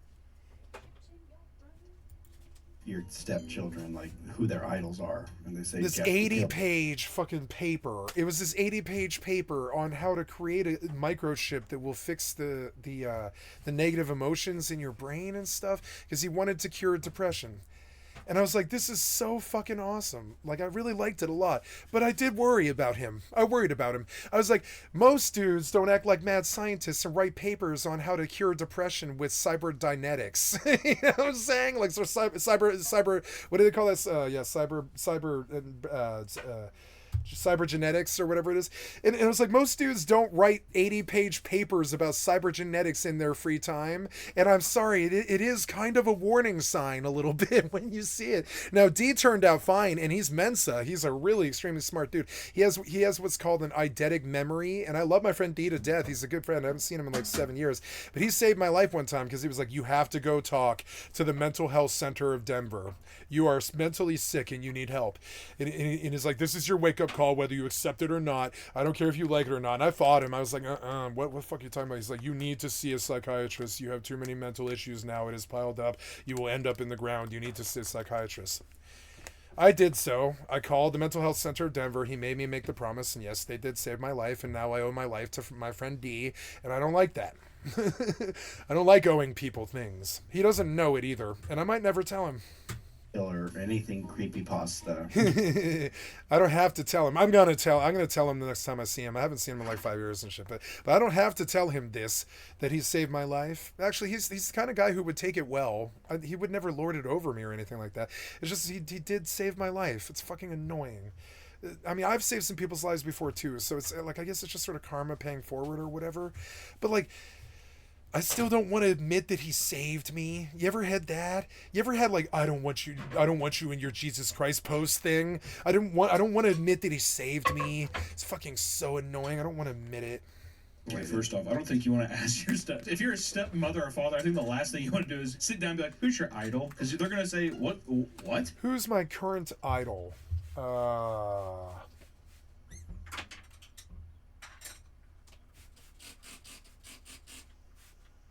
I realize this is such a horrible answer, but Hassan Abi. Who's your idol? Hassan Abi. Fucking annoying. I want to be a young Turks, leftist, liberal, anarcho-punk who travels the world and saves the world from the piece of shit right-wing Trumper fascists. Yep. Sorry. It's a dumb answer, but Hassan Abi. I want to be young Turks. It's dumb. She'd just be like, who is that? She's read the story. I don't know anybody else who can roll with Young Turks. I don't think anybody else in the world can roll with Young Turks, but I can roll with Young Turks. They're not Young Turks enough for me. You know what I'm saying? I want to abolish the border completely because it's been abolished for 100 fucking years. We've not managed to stop a single soul in 100 years. The fucking border's been open, and I don't want to hear any more retard right-wingers talking about it anymore. That border's been open for 100 fucking years. Just open the fucking border. You didn't manage to stop them. They're in here. Open the fucking border, you idiot. Stop talking about it. Well, you tried to build your wall. They trolled you and turned it into an international thing between the American school and the Mexican school. And now American white kids play with Mexican kids at that border wall that you lied about and didn't build. That's what actually occurs at that border wall that you tried to build, is Mexican and white kids get together and play with each other. Their parents arrange it. It's like literally what happened at your border wall. I'm not kidding. I've seen the pictures. That was the only thing that happened to that fucking lie that you told. I'm dead serious. So like, yeah, so I want to be like the Young Turks, and I want to abolish the Republican and the Democratic Party. I want to illegalize abortion in trade for the drug war. I'm like, okay, fine. You can have your fucking pro-life anti-abortion thing. It's obvious that the other 50% of this country can't handle abortion, so I'm gonna wheel and deal with you. You can have your abortion thing. We'll fuck the women over, fine. I'll sell out the women of the left. I don't mind. You can have your abortion thing if you want, but in return, you have to end the goddamn drug war. I will not have your fucking fascism of pushing non-violent drug offenders into 5,500 jails for 50 states. I will not have you doing that anymore. You can have your shitty abortion thing. I understand that you can't live without it. It's the same way that I can't live without you ending this goddamn drug war. How about some actual conversation in the politics in this country? And I say this on live to a stream of, I don't know, let's go see. Yeah, I say this live to at least like I think 7 to 11 people. It's hard to tell. Yeah, 5 on Twitch and something like maybe 4 on YouTube. 9 to 11 people, something like that. And I hope that somebody hears this and brings this plan to them. I want to sell out the women of my leftist party and fuck them over, because they're all going to get grabbed by the pussy anyways, whether they like it or not. So I'm going to sell them out for fucking abortion and trade her for the fucking drug war, so you can't fill your prisons anymore. And then I want you to fucking open those fucking borders, and I want to use that Mexican workforce that you want to kick out to save this country before people like Russia and China walk the fuck all over us. Yeah, you never hear actual solutions out of these people. They only want their wars and their oil. It's only oil. That's all. I have forgotten. What did we bring up last night, right? Apparently, I have forgotten, but Baby Bush, when he sacked Afghanistan, set up a pipeline that stretches like 75 fucking miles or something like that, and we pull 90% of the oil in Afghanistan for the next 50 fucking years. And I didn't know this. I totally spaced this. I was probably high or something way back then, right after 9/11, from the page of 2001, about 2009 or whatever.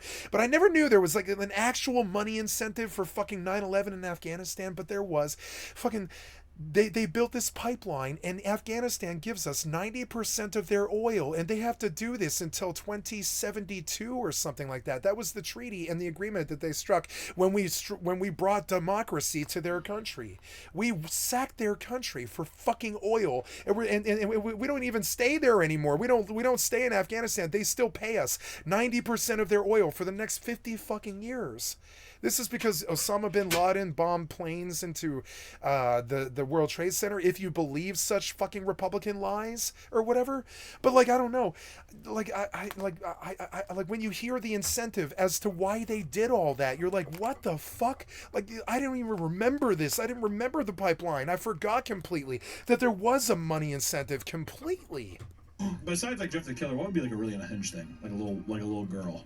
Like so I mean so you want to push the teachers around the Department of Education? How about an actual argument, like some kind of argument about what's affecting the country?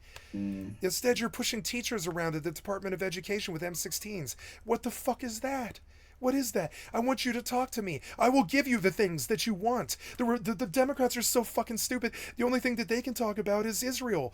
I don't want them paying Israel or Ukraine anymore. You want to know why? Because the Palestinians have their finger on a nuclear bomb, and so do Russia. Those are the people currently fighting Israel and fucking Ukraine. If you fuck with Putin by funding his enemy, if you fuck with Palestine by funding their enemy, they will pull nuclear bombs and drop them on Washington, D.C. You're so fucking stupid. Your warmongering and your bullshit will get us all killed. It's so dumb. It's so dumb. It's so dumb. It's so dumb. You must stop. You must stop. And I'll give you all of these things that you want, like abortion and all this other stuff. I will give you these things if you want, if you actually lead the country and actually talk to us. But you don't. You only ever talk about woke. That's it. You don't ever talk about anything ever. Why? let's go listen to what happened in the last 4 hours, shall we? What happened in the last 4 hours that you did to us to destroy our country? Let's go see, shall we? What's happening with ICE? What happens if you don't open the door? Nothing. Nothing. And you shouldn't. If you don't, if you don't open the door to ICE, and they don't have probable cause. If they don't have PC and you don't open the door, can they no-knock? I don't think they can, right? I don't think they can no-knock yet, right? Okay, it is illegal for them to break in unless they I think so. I don't think they can no-knock.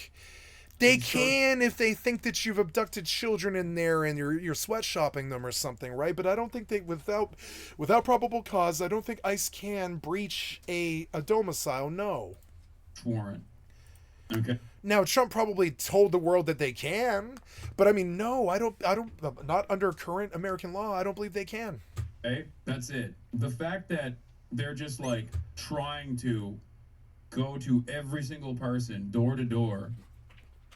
With the hopes that they can nab someone pushing who is little not children aware of their, with the fully who's not aware of automatics, their constitution right here home in America, rights, is ridiculous.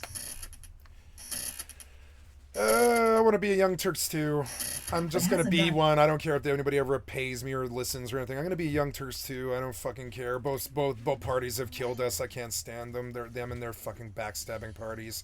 They're so bad. Give me a Ralph Nader or something, please, or Jill Stein, something. Please. Should I be okay with who's the libertarian runner?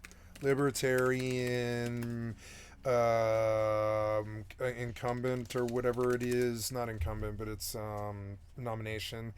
Chase Oliver. Okay, I would be okay with an extreme right-wing leader like Chase Oliver and the Libertarian Party over Trump.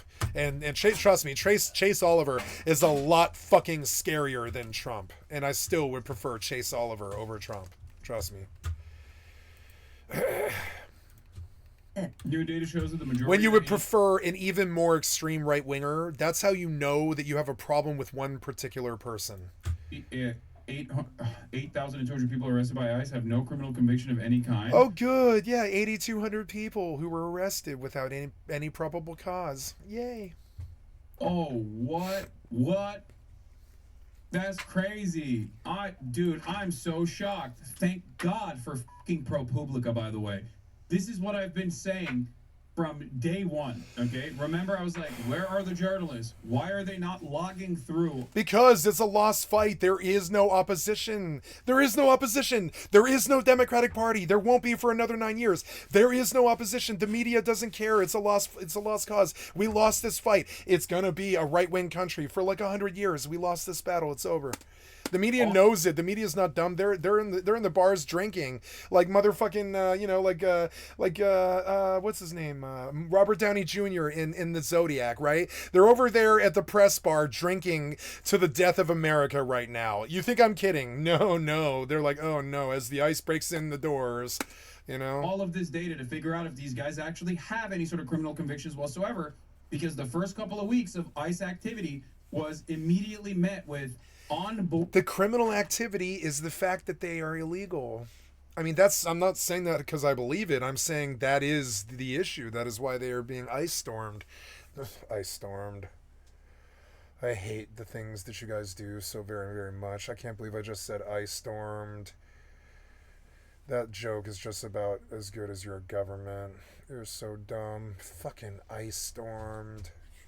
Is this some kind of joke? Did you guys sit here like this while you dreamt up Project 2025 and you're like, ice storm, ice storm, ice storm, ice storm. There's gonna be an ice storm. There's gonna be an ice storm. No. Ordered Fox News commentators that were doing ride-alongs during these deportation processes and claiming that these were some of the biggest. Some of the most prolific rapists of all time, okay? One of the guys that they detained at an immigration court hearing was a DACA recipient who is a middle school teacher in Florida. This happened yesterday. All the most prolific rapists work at Fox News or own it? Exactly. Yeah, I told you the notion that they're like going after criminals aggressively is ridiculous. And by the way, 50% of them have no criminal convictions whatsoever. And I'm willing to bet that the remainder, okay, the overwhelming majority of those who have... No, they know this. Crime in the immigrant circles is actually like really, really low. And crime is down too. Like statistically, it actually is. It's like... something about it when there I guess something about it, guys, I'm not sure, but I guess when you're over here illegally, it turns out that when you're over here illegally, you don't really commit a lot of crimes because you might get deported. I don't know, it just worked out kind of funny. But yeah, when you're an illegal immigrant, you aren't usually a criminal because that might get you deported. Any sort of criminal acts in their past, or you might end up leaving your kids behind, kind of thing. And so yeah, the immigrants that are supposedly so criminal, putting your status at risk, committing petty crimes in America or whatever to get by. I'm sure it happens all the time, but all of them, no, these are people who are inclined to not make any waves, not break any rules. Probably for minor things, like might get deported. The guy we saw in Guatemala, who literally was in the country for 15 years, and they got him on trespass. Like, he was deported for trespassing. Also, in terms of they got him for trespass.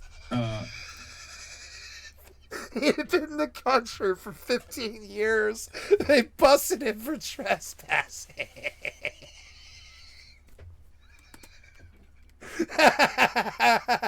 There's the America that I know. Oh, in terms of the motherfucker had a job and he had a kid and he's on retirement now. Trespassing. the criminal prosecutions that are coming down for reporting on ICE activity. Trespassing. Okay.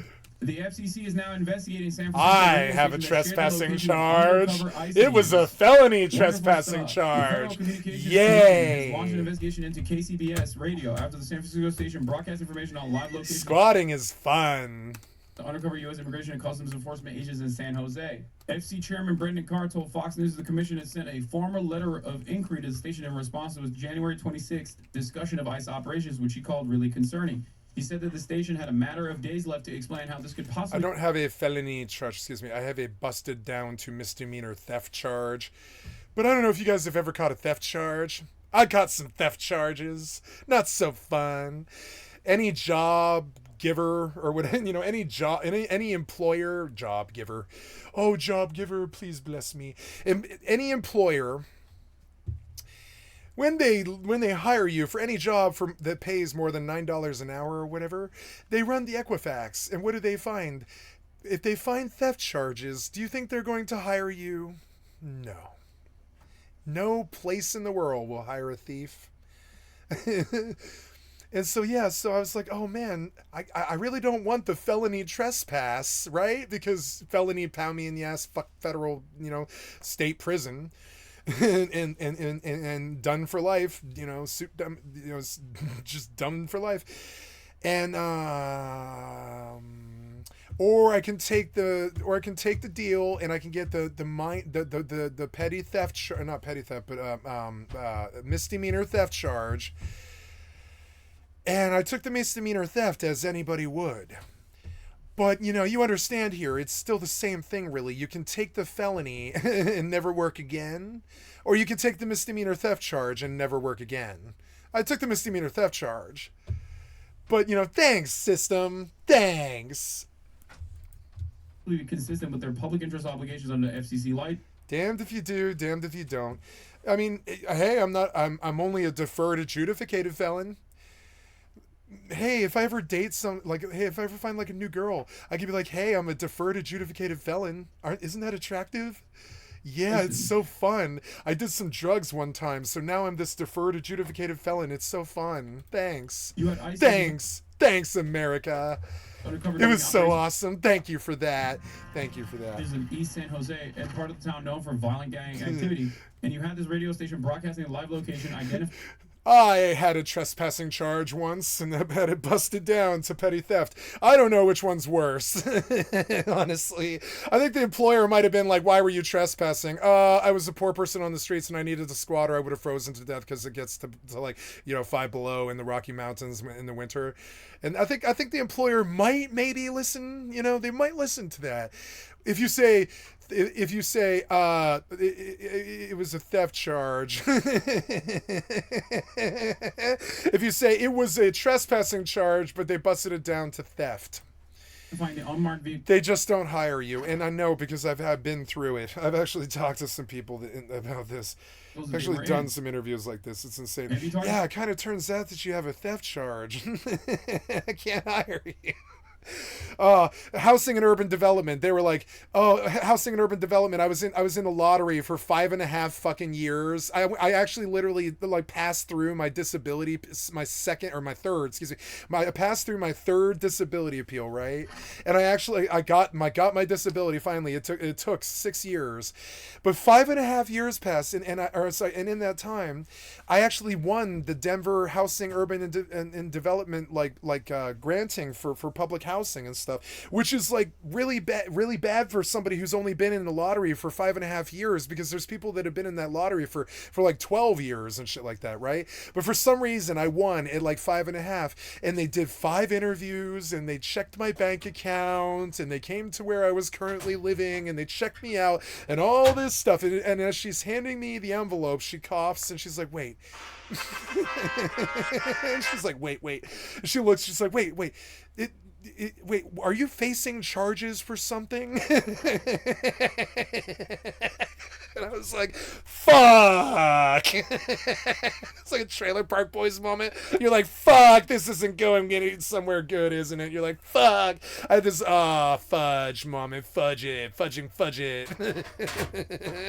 Yes, I'm facing petty theft charges over a busted down felony trespassing charge. I promise I won't trespass in any of the other apartments or steal anything. I promise. Please don't take my apartment away.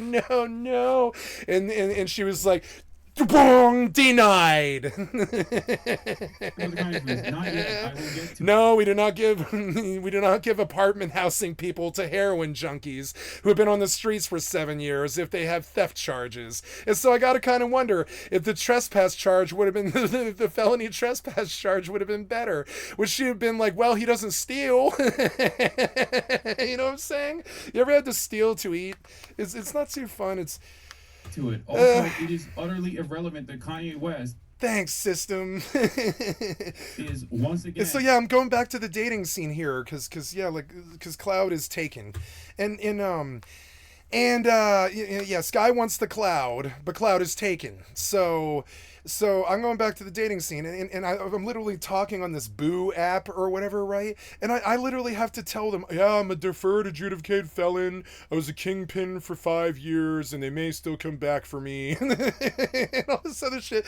I play video games for 14 hours a day, and I don't leave the house because there's people gunning for me. And that's literally my dating profile. And I'm not even going to put pictures on it because why bother? They can come watch my stream and see through it all if they need to or whatever. But it's so dumb. Like when and I didn't need any of that. I was just doing drugs on the streets. That was like the worst thing that I did. I didn't steal anything from anybody. Like I didn't steal anything from anybody, but I have a theft charge, and I literally lost housing over that. What the fuck is that, man? Like what? So you've been in America for 15 fucking years, and you done had your daughter, and you've got a kidney stone now, and all this stuff, right? And your dick doesn't work so good anymore, or whatever, right? But you're trespassing in America. You're not an immigrant, an illegal immigrant. You've been trespassing in America for 15 years, trespasser. Honestly, I think trespasser is a lot better than alien or illegal alien. or whatever. Illegal alien sounds like some kind of bandero dude who's got a spaceship. You can see like Speedy Gonzalez with this racist Mexican fucking 60s cartoon depiction of Mexicans or whatever. You can see Speedy Gonzalez, except he's like his skin is green. And he's got like a UFO behind him and stuff. And that's what I think of when I think of illegal alien. That was such a bad fucking phrase for them. So why not just call them trespassers? Trespassers. Isn't that kind of what it is? Forgive us, oh God-fearing Republican. The Bible tells me to forgive us those our trespasses. So kick all the Mexicans out of our country for family values and Christianity. Behaving like a neo-Nazi in an effort to pump some attention to his upcoming shitty-ass... Wish I could laugh, but you threw somebody out for 15 years after being in America for 15 years for trespassing. So I can't laugh at my own joke. It's so dumb. Yeah. Album, okay? There is no one that is... Forgive us our trespasses as you build the ice camps. Why? It is the final stage of being why. Forgive us our trespasses as you build those ice camps. I swear to God. Sorry. My stepfather, he really talks about the FIFA camp would be a lot better than FEMA camp.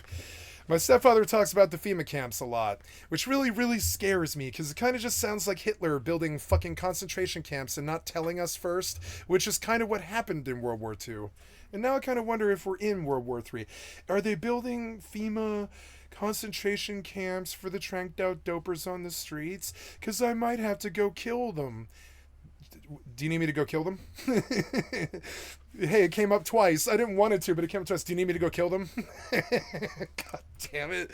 Okay? Do you need me to go kill them? He is so fucking washed that he is just simply trying to do the lowest form of attention seeking, which is rage baiting. Yeah, being a streamer. It's like, it's like when a child is screaming. Yeah, like what I'm doing right now. Oh, yeah. Yeah. And shitting in their diapers. I learned from Trump. To get attention. Except this time the child is 50 years old. Okay? I think he's just a Nazi now. He has psychosis, not rage bait. Yeah? It's weird that he wasn't tweeting about being a Nazi in the interim. I love my job. I can sit here like a fucking fat ass and watch my fucking television all day, play my video games lackadaisically, and sit here and not get shot at or whatever. It's awesome. Or like die like doped out on the streets or whatever. It's so much better. It's just better. It's better. I love my job. I love my life. Up until he decides that, don't you take it away from me. I know you're going to cancel my disability and put me in a FEMA security camp. I don't want to go. I know I'm poor, and I know I've been in the lower class all of my life. I'm white. Please, just leave me alone because I'm white. Just leave me alone because I'm white. Please leave me alone because I'm white. You have tortured me with your piece of shit system all of my goddamn life. All of my friends are hurt by the cold. Please leave me alone. I'm white like you. Oh, he has a new album coming out? Or it's racist. It's fucked up. It's true. I'm white like you. Please leave me alone. To do like cryptocurrency. Please do not put me in your FEMA camps. Some shit like right up until the moment where he decides that he needs to be in the public eye again. I know what your big shitty litmus test is. It's Caucasian. Is he manic? So please let me pass that test. Please. I know I actively talk out against your fucking fascist regime constantly every single day for years and years. But please don't put me in the fucking camp. Please. I'm white like you. Give me the pass. I won't fight you. I won't talk about your Bible or your God anymore or anything like this. I won't do this. I'm sorry. Okay. Just please don't put me in the camp. Please don't. Please don't put any of my Mexican friends in the camp because I have a lot of Mexican friends. Please don't do that right now. I've got a lot of Mexican friends. Him more vulnerable to believing ridiculous conspiracies or becoming a neo-Nazi? I'm sure it did. Let's play some video games. The timing of this is off. Deportation camps have got me down. I have the deportation blues. The derpotation blues. Derpotation. We're talking about hot shower. Derpotation. A group of hot shower. Gestapo Derpotation. Actively coming after the so-called free press in the United States of America, where the First Amendment is supposed to protect this sort of thing. Okay, and going to another federal regulatory agency to basically take away their broadcasting license because they don't like what they're broadcasting. Do you understand where we're at right now? You're talking about Kanye West. Censorship. Like, who gives a shit? Is Kai still collaborating? Again, doubly who gives a shit? Like, this is what I mean. You just want... Let's dual wheel 2 videos. Isn't that fun? Time, Donovan had a long-distance girlfriend that lived in Madison, Wisconsin, referred to as... I don't have ADHD or anything. She also claims to have an alternate personality They didn't give me methamphetamine as a medication or anything. named Crystal. Oh, God, here we fucking go, dude. No. Crystal. My name? It's Ruby. I feel like nowadays you can't name any of your daughters any of the jewels or gems. It's unfortunate. Yeah, he's right. I think the strippers kind of co-opted jewel names. And so now, I think if you're named like Gem, it sort of like makes you a hooker, sort of, or whatever. And that's fucked up. That's weird. It's weird.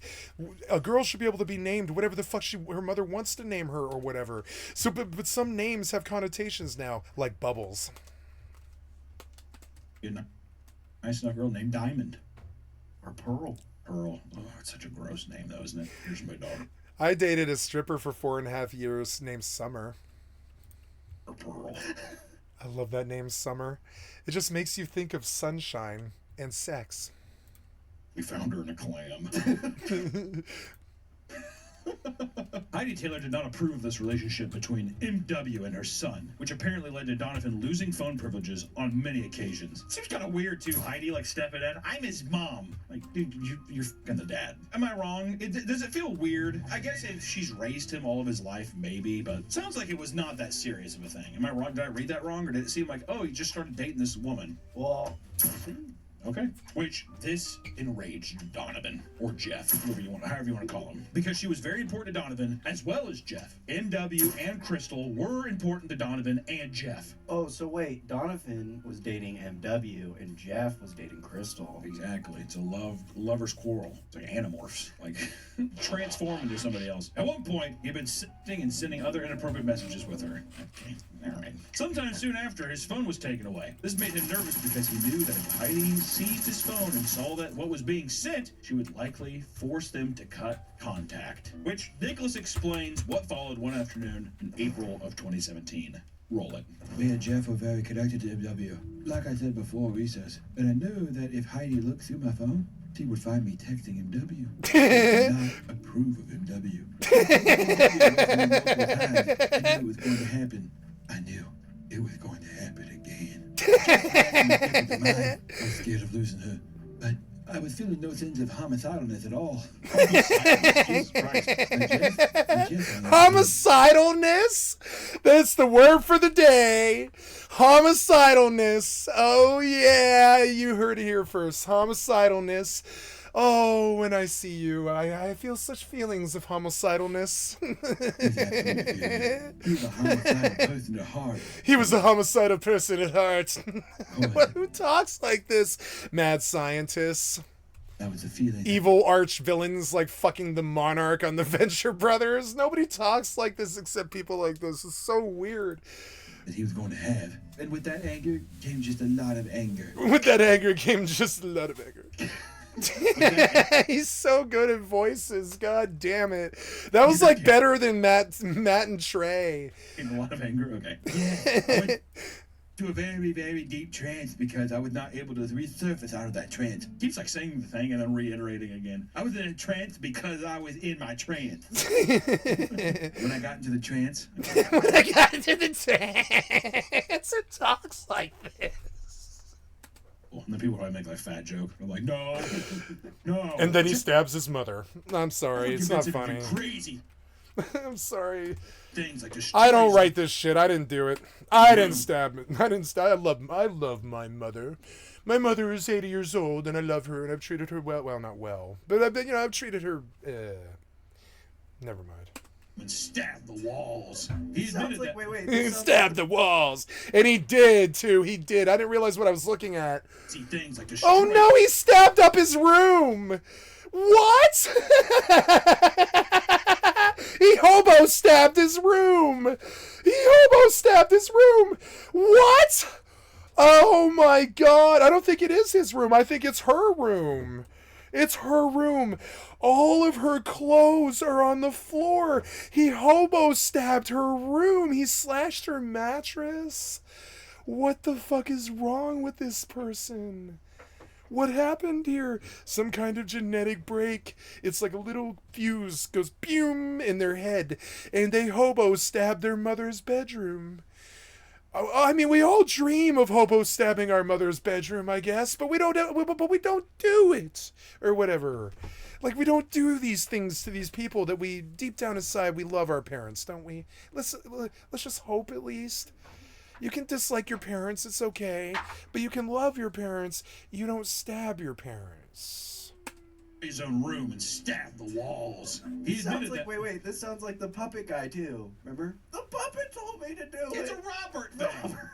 Yeah, the kid with Robert just wanted a friend. He just wanted attention, which Donovan probably does too. There's probably like a yearning for. Yep. Okay, so it's good segue. You know, we haven't watched, I watched this video. We watched it now on stream something like 4 or 5 times, and I'm gonna do it again, because it really fits after this particular video that we watched. And it's no, it's not Frederick Knudsen. It's Down the Rabbit Hole.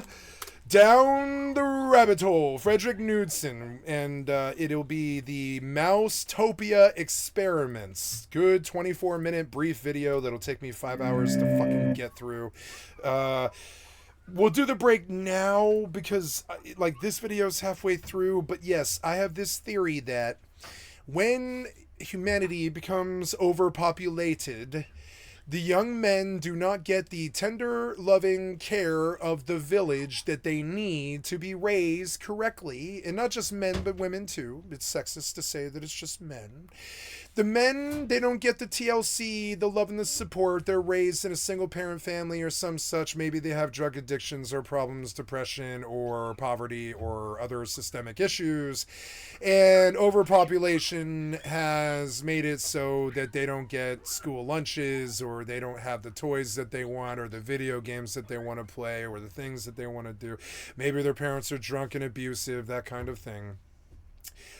And so in the Mousetopia experiments, which we're going to watch now, we learned that in mice colony experiments, it is quite factually true that if you overpopulate a mouse colony, the first thing, well, not the first thing, but the third thing to happen is the young juvenile males begin to slaughter the young brood. And broad is like the young baby meese or whatever, mice, whatever you call a little hatchling of mice. I don't know, whatever a pack of mice, little mice is called, but the broad or whatever, right? Rat broad or something. So, or I'm sorry, are they? Yeah, they're mice. And not rats, they're mice. And so this guy from the National Institute of Health. And I know this story very, very well, so I'm going to tell it before we listen to it. But the National Institute of Health funded a guy to do a mouse colony once in the 1957 or some such, and he did so, and he did experiments on overpopulation, and he did nothing to the mice at all except for introduce a lot of them into a very small colony, and he just watched the effects of what happened. And as the food and the resources run out because of the overpopulation and the money and the social goodwill and stuff starts to lessen, as it is in our society in America right now, as America's empire begins to crumble because we couldn't stay on top forever. The first thing to happen in the Mousetopia experiments is that the adults become listless and sort of wander around and become sexless and sort of unhappy, and then the mothers begin to not the mothers, but the parents begin to neglect their young, and then the third thing that happens towards the end, when eventually they all just kill each other, essentially, is that the young juvenile males begin to kill the young. And this is because they are trying to get the young females to breed or some such. In mouse politics is a little bit different. It has a little bit more of a sexual politic to it than human politics do. But like the young juvenile males in mice colonies begin to kill the young in the same sort of numbers that you would see in school shootings. And so now I believe there is a direct correlation through this science experiment that was considered to be sort of immoral. They shut him down, but I mean they used his I mean his experiment I think was kind and benevolent, but he didn't know that the entire colony was going to die. And the whole colony dies at the end because that's what happens when you overpopulate. They just keep breeding, but he can't introduce any more food into the bowl, and you know, without essentially putting so much food in a stack that they all gorge themselves and die of becoming too fat.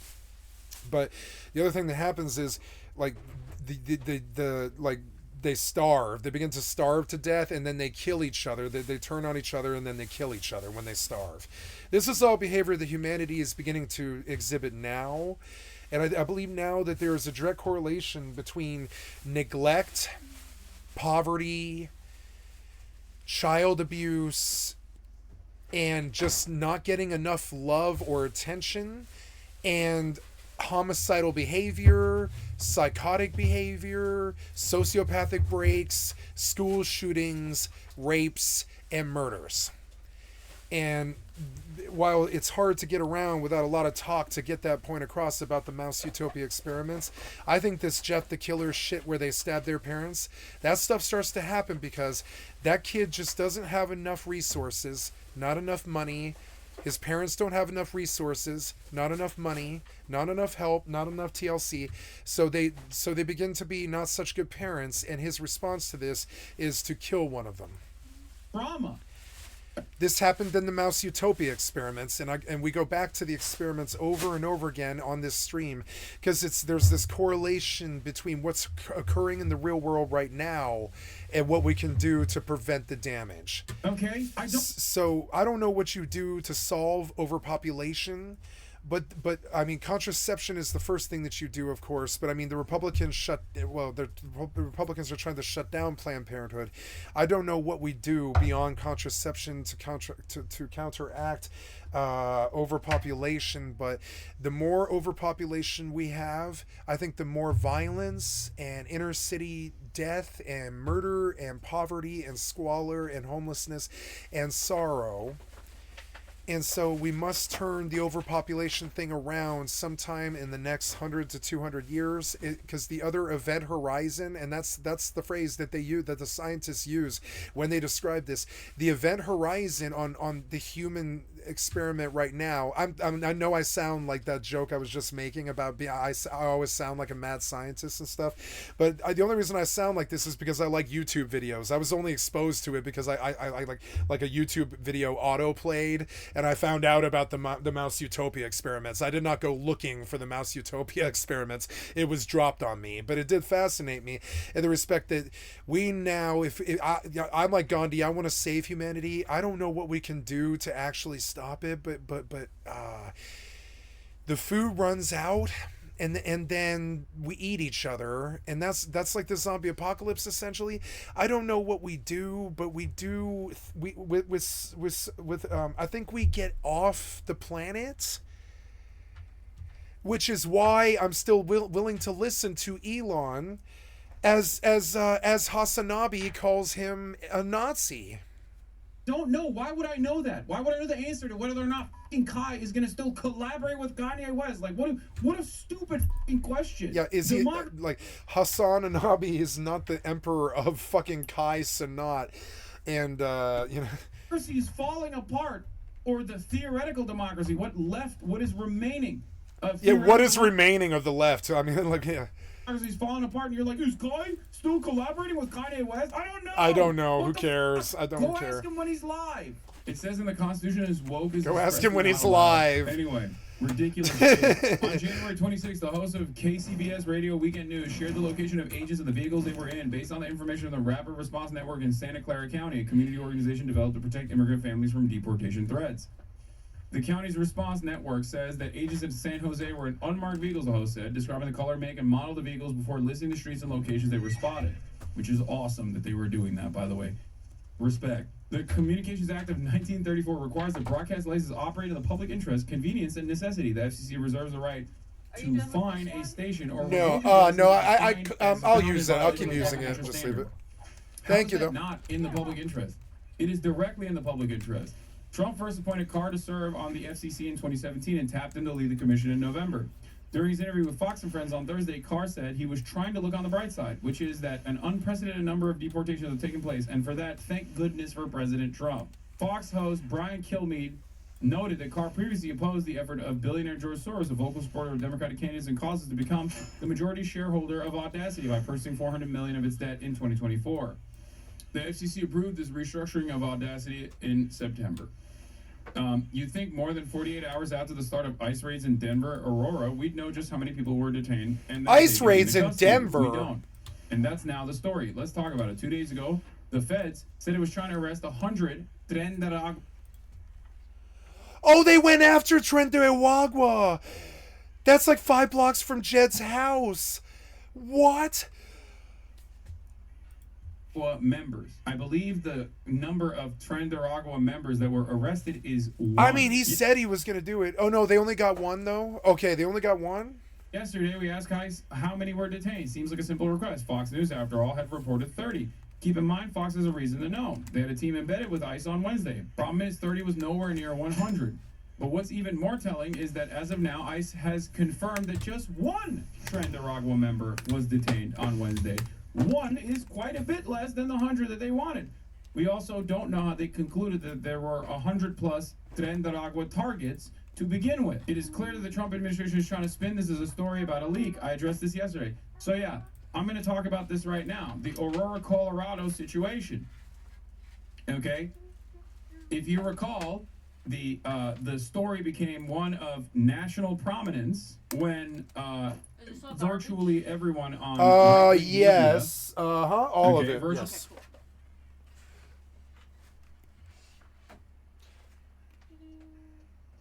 Yes, that as well, yes. Everyone on Right Me Media, or without any evidence whatsoever, I bought a vibrator. on a slumlord. All of that is sanitary, a Venezuelan gang had overtaken his apartments. Now, of course, this CBZ management, that ran a bunch of different slumlords. I'm sorry, not a bunch of different slumlords. Ran a bunch of different slums. Why are we not talking about Kanye West?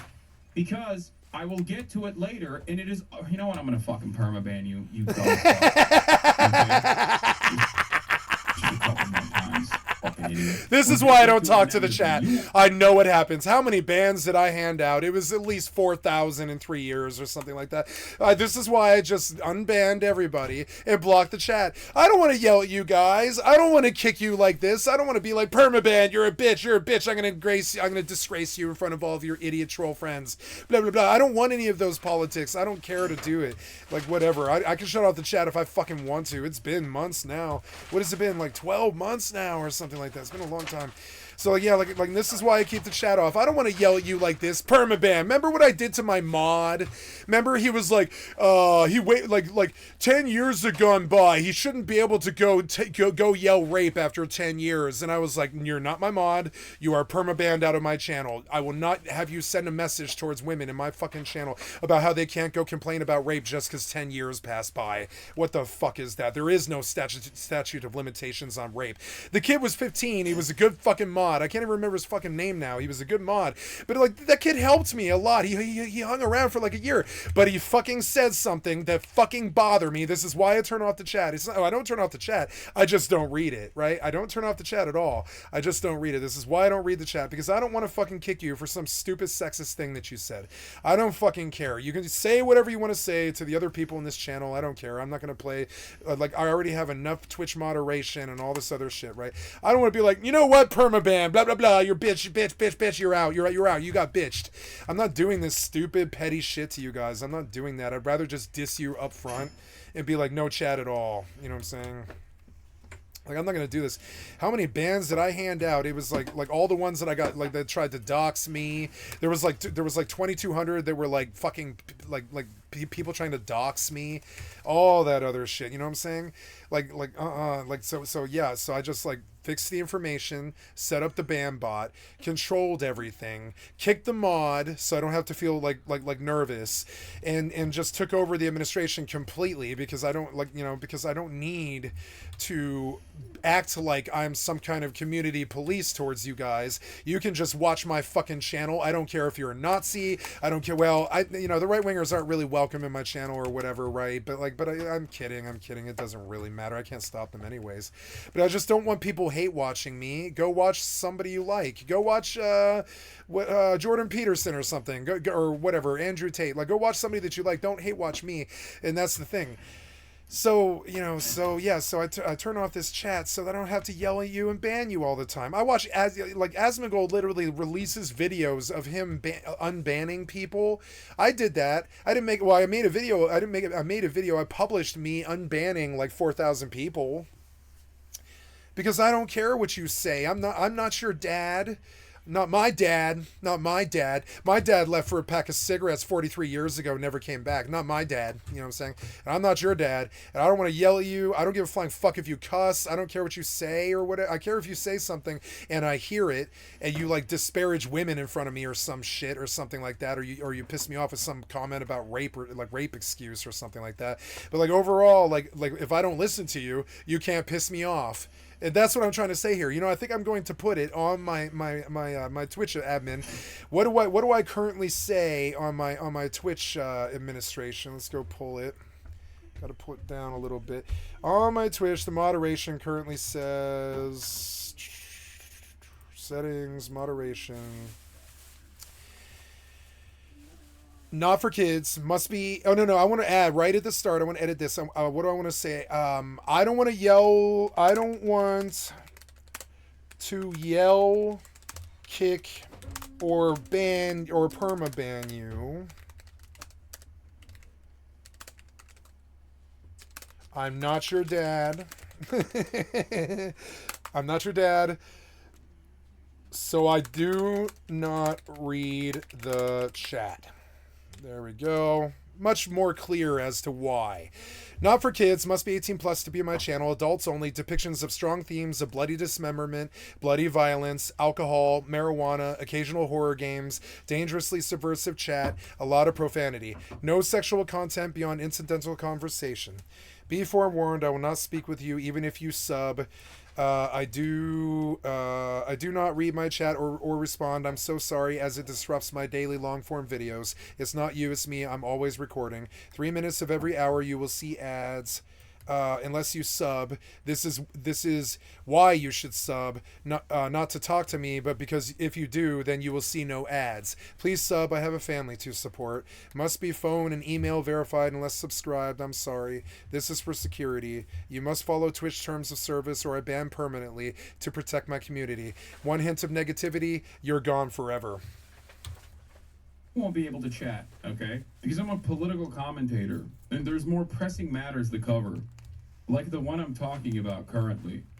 Anyway, so they try to do this thing where they try to make a big show of this. Only I may negatively dance. Initially, it was built around a slum. Only I may be negative. Who managed a bunch of slum properties, low-income housing that were in a dire state, so much so that the local government there had sued the slums and actually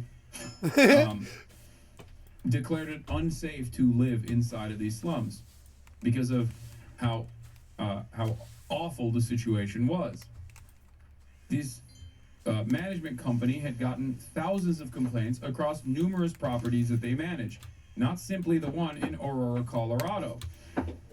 Okay, just remember that. But it did not. Thank God he is covering Denver better than. Well, he's not doing it better than me, but he's at least helping Denver. Somebody is. Despite the fact that another one of the properties was actually investigated and found to be uninhabitable years before Venezuelans actually even came to Aurora, Colorado, And the second court case that came down for this famous property came down before Venezuelans actually, quote unquote, took over this Aurora, Colorado slum, right?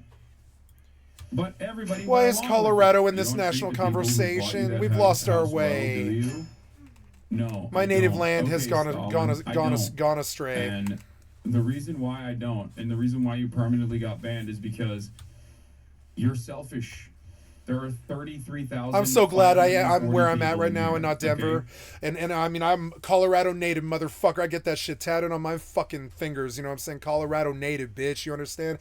But I'm so glad I'm not there. I'll tell you right now, the land of my native birth has burned. It's gone. It's just fucking just gone. It's still there. You can see it. It's there. I can get a live view of Denver right now. Like, you know what I'm saying? It's still there. But the people are wandering the streets lost. It's fucking fucked. Me.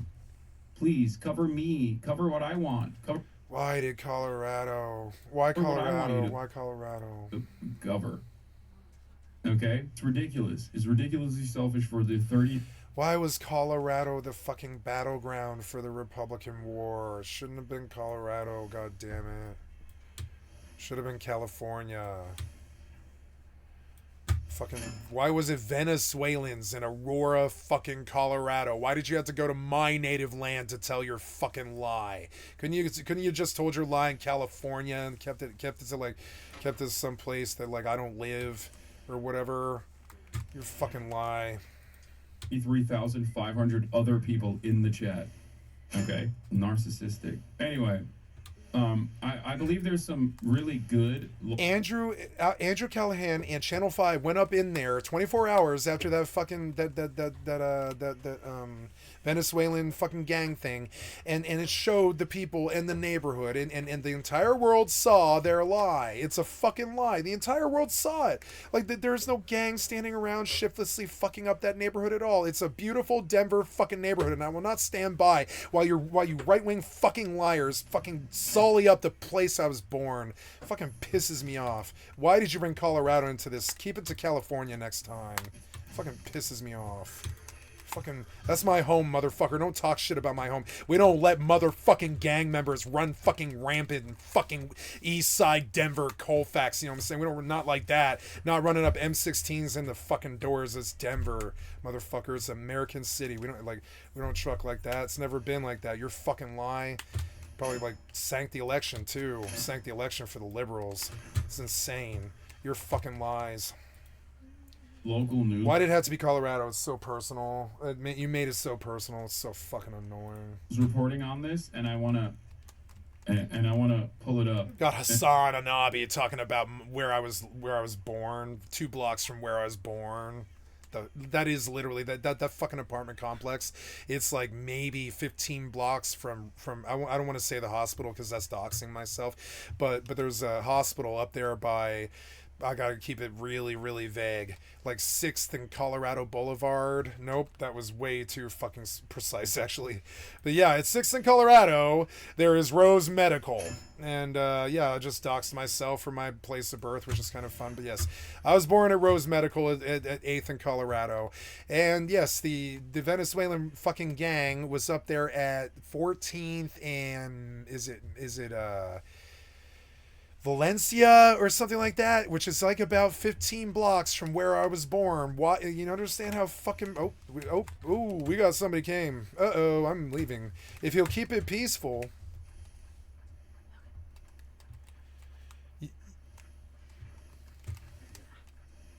You wish to fight? Right on, man. Peace. I like it when they don't want to fight. Gives me hope for the human race. They always want to fight. I was very surprised when he didn't want to do it. No, he just wanted to steal my camp, which was just fine by me. I don't want to fight G1. That's way, way, way, way, way, way higher than me. Like what? 21? Yeah. 20. No, more than that. He's 20. I got to get out of his render, actually. Yeah, I got to get out of this guy's render because he pulled like 16 mobs, and I think if I stuck around, he probably would have pulled me too. But yeah, that guy is 26 levels higher than me. So I imagine I might live past the first hit, but probably not. Basically, Fox News is straight up. So yeah, so he can have the camp. Honestly, it's a pleasure, sir. You have a nice day. Enjoy my camp. you go right about it. It's that thing. It's like, you know, it's like you're the hermit crab and a shark swims by and you're like, hi, don't eat me. Please don't eat me. Like doing even. I'm really even far more out advanced here. than in the past. I'm at the coral reef that requires you to swim for 25 minutes. Please don't kill me. You know what I'm saying? Fox News is just doing straight up propaganda. Okay? Now, the difference here, unlike in the past, is that Fox News is doing this propaganda under its objective reporting wing. Okay? Initially, Fox News used to do this on the editorial side, but now they're doing onboarding. And they're supposed to have an objective news reporting side. And they're he's acing rift zones to get credit, and that's annoying because that's my neighborhood. But he's like acing rift zones. I can probably get to one before. I can probably get some kills before he comes and steals my camp again. But I might see. I mean, death is inconsequential here, but. If he comes to the Northwestern Rift, I'll get stomped in, but that's fine. He didn't stomp me the first time, so we'll see if he leaves me alone here. I don't really think this guy's out to cause war because I am 26 levels lower than him. It is an embarrassment, sort of. Something I've noticed about this community is they do have a lot of honor. You can see it in the chat. You guys can't see it, but I can. This chat is actually rather good chat. Honor is something I expect to see on this server, because like that guy riding past, it did not surprise me for some reason. Yeah, look, he's gonna clear camps and he's doing it quickly, but I probably have about like 5 minutes at the Western Rift Zone, just like, you know, quarter mile over here or a kilometer or whatever the fuck it is, like 200 meters. Okay, back to the tribalist war. The news supporting side is also doing egregious propaganda. Okay, it's ridiculous. So I'm glad. I love my job because it's like my job is politics at the dinner table. I mean, I mean, at least because I say it is. You know, it is because I say it is. You know what I'm saying? My job is the politics at the dinner table that nobody wants to do. And I gotta say, I've wanted this all of my fucking life. I fucking love it. It's the politics at the dinner table on Christmas dinner. You know, like most people will not do what I do. I take great fucking satisfaction in it. Quite a great deal. Like Hassan, because something about it. Like, you know, if people don't know how bad these people are acting, then they'll just be able to continue acting like that. You know? So part of it is just exposing them. And I get to do that from my bedroom, 5 feet from my bed. It's so fucking awesome. It's so goddamn awesome. ProPublica has been tasked with at least brag. That's the other part of my job. I get to brag all the time. I'm so much better than you. Aw, you can keep trying. I'm kidding. Rosenberg writes, alongside Perla Treviso, that I've been done telling you. No, I'm just kidding. Trump's immigration policies and what has been tried before, data we obtained shows less than half of the 8,200 arrests from January 20th to February 2nd have criminal convictions. Okay? I regret that I can't do DMCA stuff. You know, I am getting a red mist on my television screen. Let's take a look at... Maybe my FPS optimizer might be causing some VRR issue of some sort. Standard? No. FPS? Yeah. Yeah, that was it. Red Mist. No, Red Mist is there. It's something with the VRR, I think. Maybe I need to pop the VRR. VRR.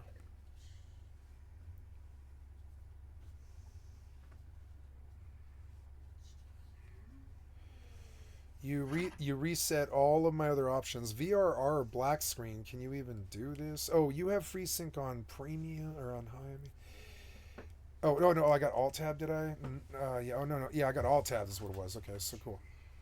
There, red mist gone. There we go. It was something with the VRR. It's because sometimes when the VRR is off, I get a red mist. I've noticed. This is an expensive monitor. It was like, I think like $550 on the sale. I think it was like Black Friday. I think, or no, was that Black Friday? Something like that. But yeah, and it has a good variable rate share. Not no, that's VR race. I don't remember what VRR stands for, but it's variable rate something or another, and it puts this red mist on your screen if it's not translating correctly with your cord or with Windows and stuff. But if you fix it, it looks way. I mean, it looks way better than most televisions do. It's very crisp for just a 120 frames per second monitor. It has, occasionally, because I'm running 5 games, it has slowdown, but it's not like, it's not bad. And so occasionally I turn the VRR off because I get this like red mist, and and it took me a while to diagnose the problem, but then now if I toggle it, it fixes it, but it doesn't happen often. It happens like every 4 or 5 weeks or something. But every few weeks or so, I get like a red mist that I start to notice on the television screen. Which implies that even the problem itself probably could be fixed by patch through the Samsung server with some kind of firmware update, but I don't think they've got to it yet. Oh, I found him again, which is very bad. Actually, I'm 28, he's 31, but I mean, he didn't fuck with me last time. I'm just going to leave him be.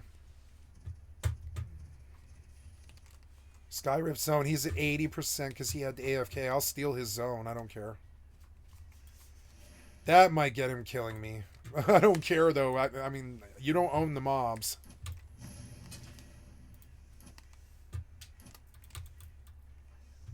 Why would you play, damn it? Cool Denver article? No, I want the specific Denver local news video coverage on this.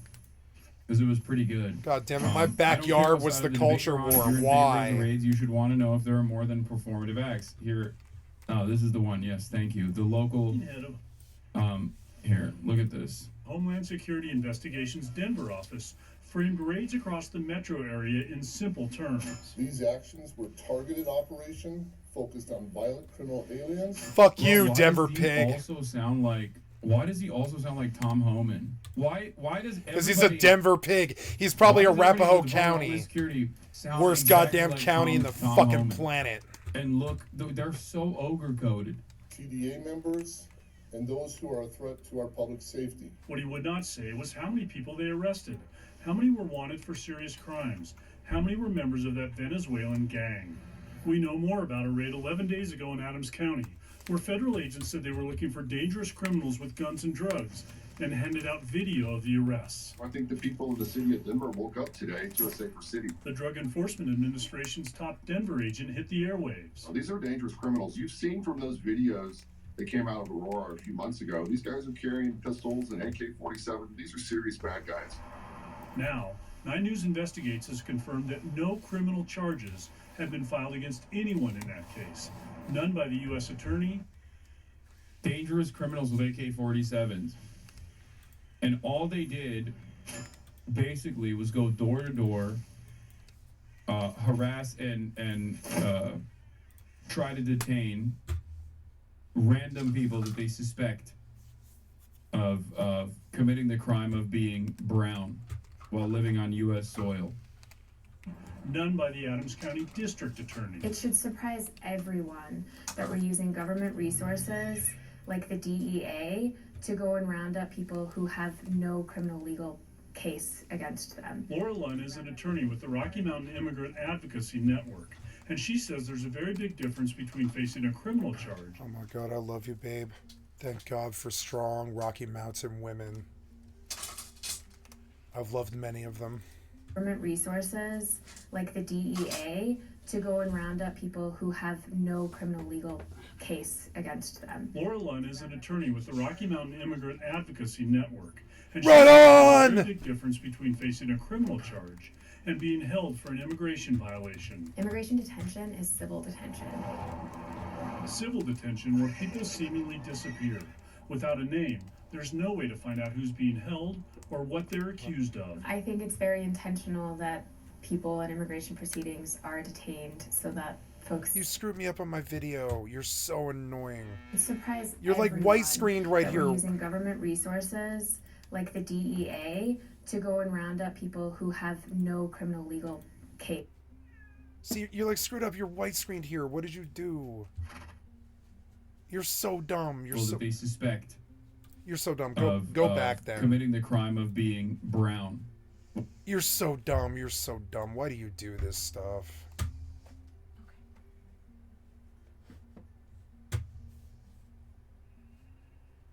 Where was I? Let's just change it. It's bumming me out, man. They fought their fucking culture war in my backyard. Why me? Why Aurora, Colorado? It's so fucking random. It's so random. Why? See, I'm not. It's because of me, isn't it? It's so weird. It's not me. It's the people like me that live there. It's the liberals of Denver. They can't stand them, I think. There's like two really strong liberal... Well, there's three. There's like three super... Well, four. Four super strong... Five super strong liberal communities in this world. There's Greenwich Village, Seattle, Denver... I want to say San Francisco, Haight-Ashbury, and I want to say, no, I mean, well, you could call Miami liberal in the respect that it's like 80% gay, but I don't know if you would call that leftist liberal necessarily. Some of those people might like cocaine and guns. I don't know. Look at this. People wonder our tax. I have not seen Asmongold since they debated like fucking 8 weeks ago or something. I am not in that zeitgeist anymore. It's weird. I just don't do it at all. It's interesting. It's, you know, somebody asked in the chat this morning why Asmongold was so popular, and I was like, because he's the only player in the World of Warcraft scene that ever made it to the Pokemon level, and I'm jealous. I consider it I consider it an achievement. My God. Oh my God. But he did. He got as famous as Ninja did. He made as much money as Ninja did out of the World of Warcraft community. We didn't think it was possible. That's such a toxic, shitty Activision Blizzard lobby type game.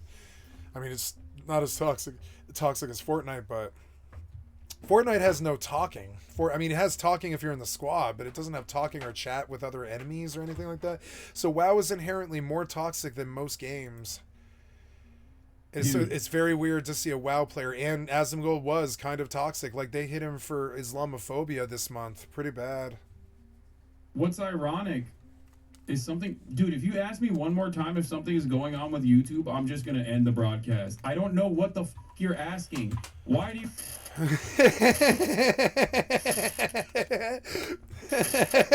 See, listen to him yell at the chat all day. This is why I don't do the chat. I don't read it. Listen to him yell. Who wants that? It's like you have a dad and he's yelling at you. I'm sure some of you guys have daddy issues and you want daddy to yell at you or whatever. I don't want to be that for you. I don't want to be your dad. I'm the cool uncle who smokes weed all day and like plays video games. I'm just not your dad. I'm sorry. Let it go. I don't want to yell at you and be like permaban. You know, fuck that. I don't care what you say. I'm not much of a censor either. I'm not for censorship either. This whole debacle, it started. I doubt that he's saying he's anti... Wait, what? Yeah, no, you're crazy if you think that Philip DeFranco is going to do right-wing misinformation on USAID. You're on crack. No, Philip DeFranco's blue pill like me. That's funny. Politico, giving them $8 million in taxpayer funds in just one fiscal... Philly D is a massive lib, chatters. Year, meaning the Politico is state-funded media stealing from you, the taxpayers. And the truth, it turns out, is much less sinister. So let's walk through it. This whole debacle, it started when Politico was late with the payroll this week. And that, thanks to what they said, was a technical error that was resolved by the end of the day, so everyone got paid. But then what we saw is that with that, you had posts, including screenshots from we watched this yesterday tracking federal spending, showing that Politico received $8 million from the government in the 2024 fiscal year. Former Fox News producer Kyle Becker sharing these screenshots and saying, fun fact, Politico received USAID funds. Receiving? Dude, this is such a funny... I think this is such a funny code. USAID does pay journalists, okay? Except they pay foreign journalist operations that are tasked with undermining whatever foreign adversary, or, you know, sometimes even spreading misinformation about foreign adversaries, okay? They don't need to pay American journalists to do the bidding, okay? They don't. American journalists literally do it because that is the profession. Their job is to literally do state propaganda anyway. That's how they do it for free. Well, not for free. They get paid for their jobs, but yes, Voice of America is different. You know, I remember, I think Tech9 did an interview that I want to rewatch. Something he said reminded me of something someone just said. I lost it. I just want to see the interview now. What? Was that it? No, it's.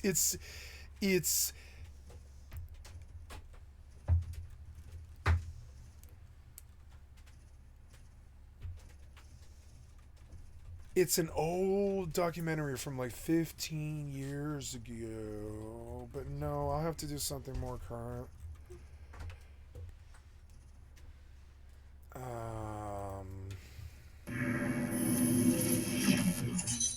They're trying to get me over to Russia. I got a lot of fans over there. Oh, yeah. Yeah, I just interviewed Onyx. They're over there all the time. Do a Vlad interview in Russia. That's something. Yeah, man. So, born and raised in Kansas City. Yes, sir.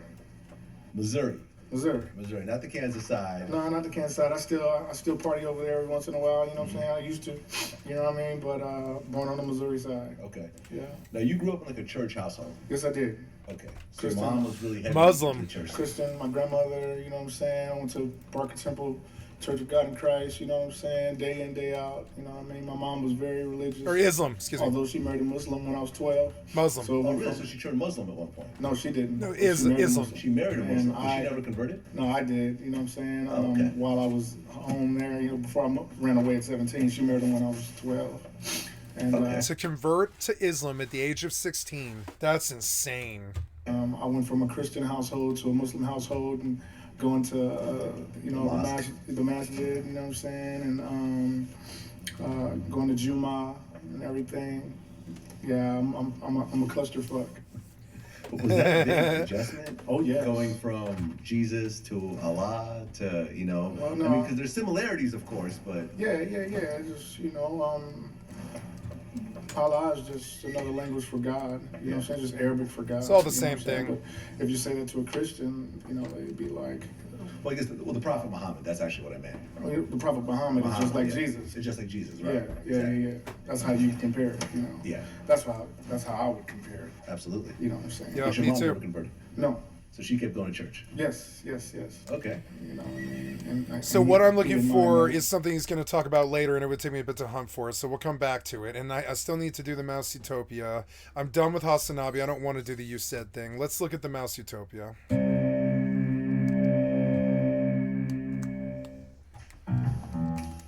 I've noticed that I like to keep it fresh. I can't do more than 15 minutes of some of this stuff unless it's long form. If these guys are doing short form 45-minute videos or whatever, I like cutting the fucking 15-minute little cuts or whatever and just jumping from subject to subject and coming back to it.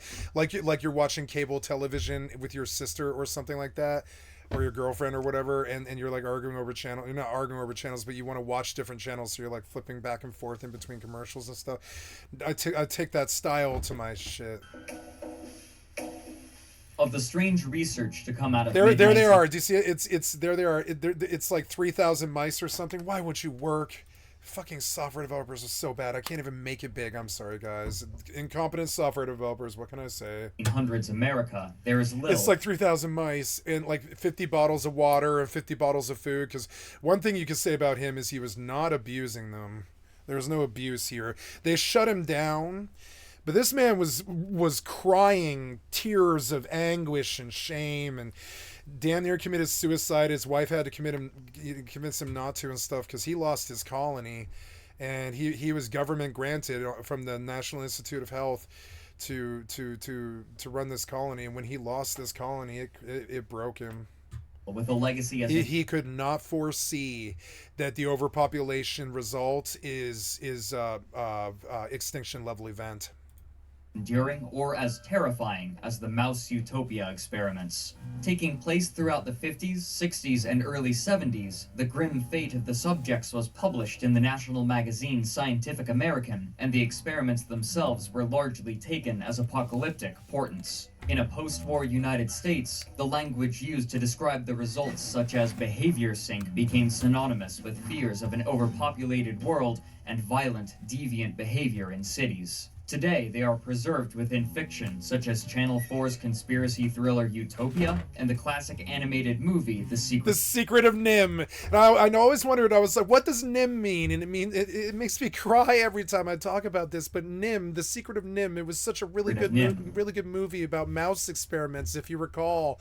And I was like, what does Nim mean? And I realize now that The Secret of Nim was a bit of child's prophecy hidden in a it was a warning to our generation about the mouse utopia experiments. The Secret of Nim was a movie covering the mouse utopia experiments, and I never knew what NIM meant. It's National Institute of Mental Health. It's an organization in Britain that has been around since the 40s, since the World War II, that they funded, that's just meant to look after the mental health of Britons, or sorry, of the British. In England mainly, or well, in London really, more like London really, but London English have benefited from the National Institute of Mental Health since the 1940s, and we have something like this here, but I forget what it's called. AMA, I think, actually, yeah, or whatever it is, something like that. But and the National Institute of Mental Health funded his mouse utopia experiments, and the Secret of Nim plot, if we come back to it.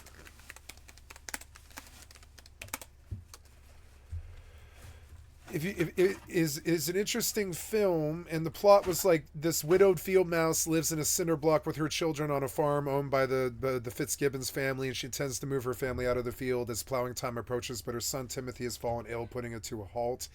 And so then there's a bunch of stuff, but they find out that they've been experimenting on the rats, and the Secret of Nim was from the point of view of the mice in the mouse utopia experiments. It's fucking crazy. I'm going to mute the microphone for a second.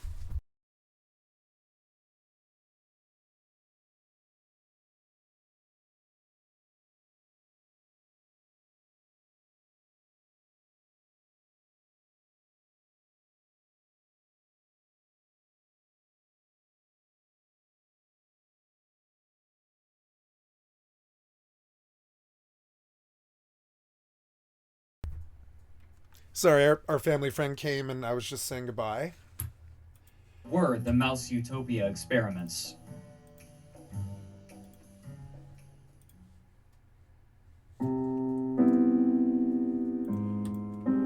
The pollution, the child abuse, the overpopulation, the problems, the politics, the right and left, the tribalism, all of it. It's overpopulation. If we lived a little bit more rural, and a little bit more civil, and a little bit more spread apart, a little bit more family oriented, a little bit more village oriented and stuff, a little bit more like local family oriented as opposed to metropolitan inner city, we would do better, because the overpopulation has lowered our mental health faculties, but our local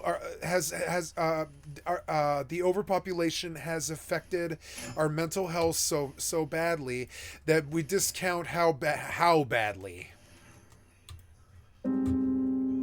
Shortly after World War II, a group known collectively as the Environmentalists were making a large push to prevent environmental degradation, as well as overexploitation of the planet's renewable resources. Among these people were a group specifically known as the Neo-Malthusians, a term referring to the 18th and 19th century English scholar Thomas Robert Malthus. Malthus proposed that while the world's population may increase exponentially, food production can only increase linearly, leading to an eventual subsistence-level existence for the human race that became known as a Malthusian catastrophe.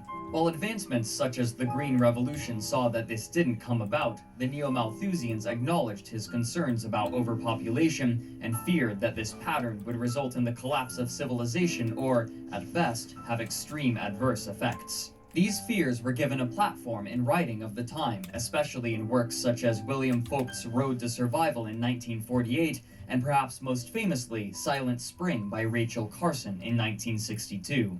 Before the movement's explosion of popularity in the 50s and 60s, however, researchers had already begun work investigating the effects of population growth, and among them was a man named John B. Calhoun. Born in 1917, Calhoun took an early interest in science, specifically ornithology, publishing his first paper on birds when he was 15, but over time, his interest would change. By the time he received his PhD, his focus had turned to ethology, the study of animal behavior. When his education was concluded, he moved with his family to Towson, Maryland, to begin research at Johns Hopkins University in nearby Baltimore, but the research itself would be conducted much closer to home. In 1947, shortly after he arrived, he approached his neighbor about using some of their neglected property for an experiment. The scope would be massive, and according to Calhoun, his neighbor probably didn't expect such a scale when they agreed to let him use the forested area. Taking over a quarter of an acre, Calhoun constructed a massive habitat, complete with food, water, ample shelter, and protection from predators, with the only limiting condition being their restriction to the quarter-acre living space. He affectionately provided his enclosure a name, Rat City. Unfortunately, no publicly available images of Rat City exist. Calhoun was very familiar with Norway rats, having performed research on them for his doctorate, and he estimated that Rat City could sustain approximately 5,000 individuals, though if they reached this number, the population density would be tight. He began by placing 5 pregnant females in the enclosure, providing ample genetic diversity, and soon the population was increasing exponentially. But then something surprising happened. Rather than the population increasing to fill the space of the enclosure, it quickly leveled off at 150 members. He also noted some behavioral peculiarities. Despite the large size of Rat City, the residents seemed to gather around just a few places, forming social groups of 12 and limiting themselves to specific feeding locations. He would conclude the experiment after 2 years and 4 months, during which the population never grew over 200. Careful observation revealed the cause: high infant mortality. For some reason, as the experiment progressed and the population increased, the mothers were not caring for their young properly, leading to most of them dying before reaching maturity. Calhoun had his theories as to why this was, but to prove them, he would need more data.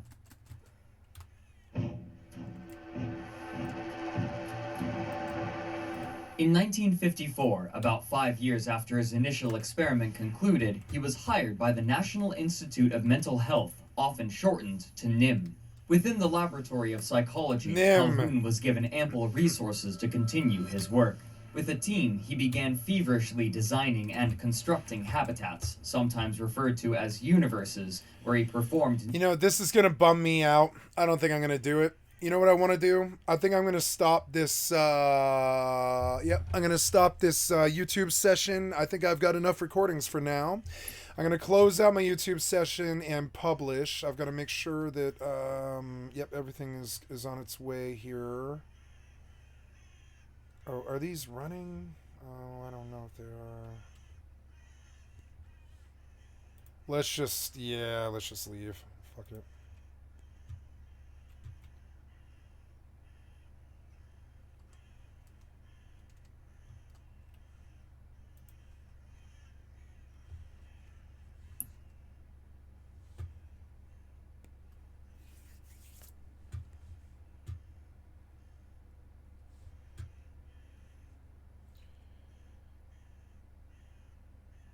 I don't know.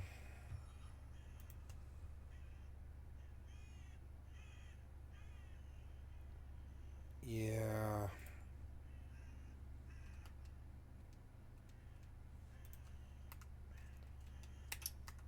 The crow sounds.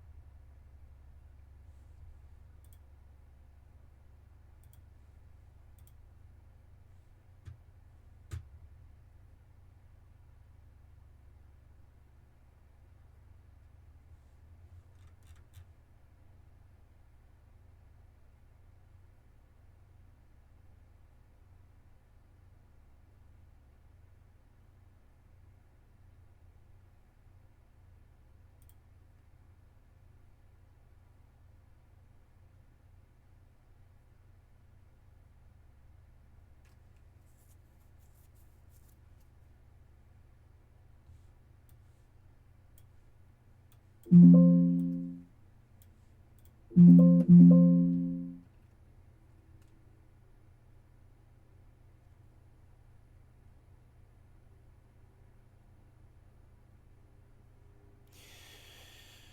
don't know. I could screw this up pretty bad, and I have to be very careful. Come in.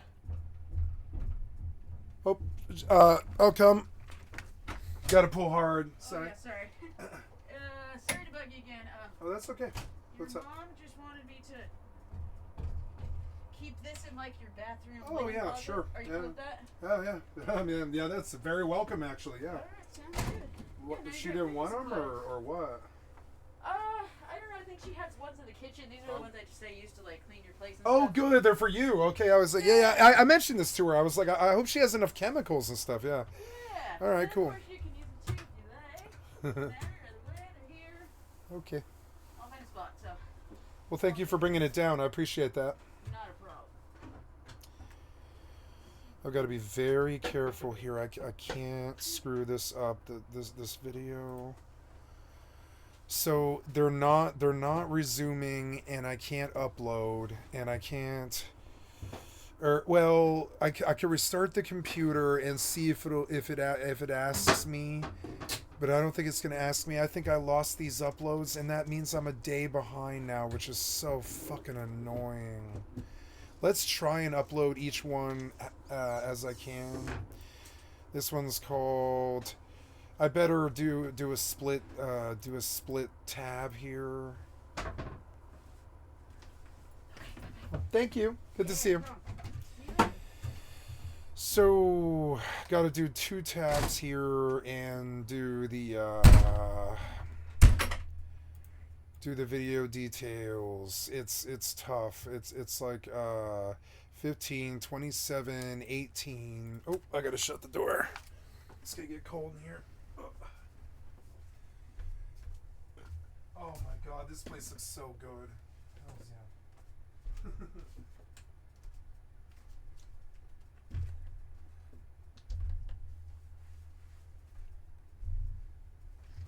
I have like the best. I have the best.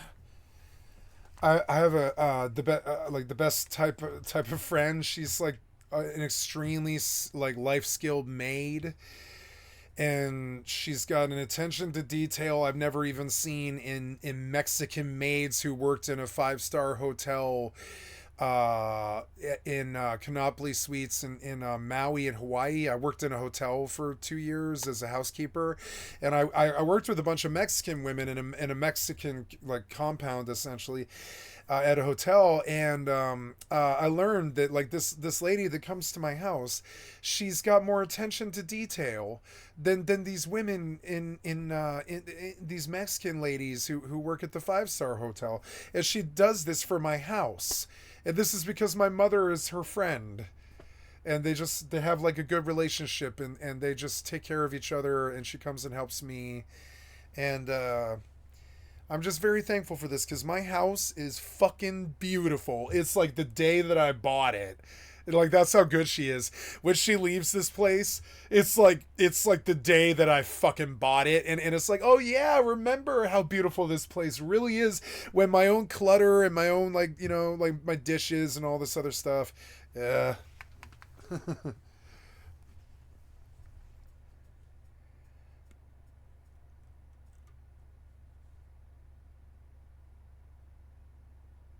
It's 15, 27, 18. I'm unlisted now for some reason. Go back. Public go. Done. Good. I've got to load, but I don't know. We're going to do one by one in the hopes that fixes it. So yeah, you create, upload, and we're going to do signatures. So I am looking to upload a file with a signature of... you're so annoying how you do this. You're so annoying. I find out. Hold on. No, wait, that's not how I want to do this. I want you to stay here. I want you to come down here. I want you to upload. I need to pull 15, 27, 18. There it is. Now I'm gonna Good, good. It's going to let me now. Okay, so 15, 27, 18. I want to reopen the file now. I have to pee pretty fucking bad, guys. I'm sorry. I'll be right back.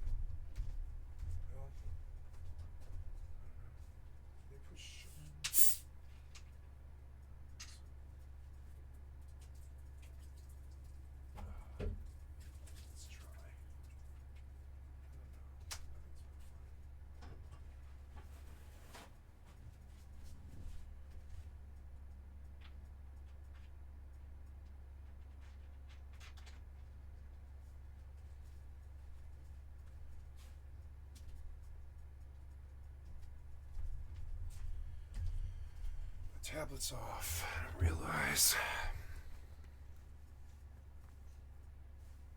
Tablet's off. Loading. There we go. Okay, and then gotta upload. I think. So what was this again? It was 15, 27, 18 was part 1. Here's 2, 3, 4, 5, and the next video. Okay, so we're gonna create, we're gonna upload, and I'm gonna drag. No, cancel. What did you do here, you fucking moron?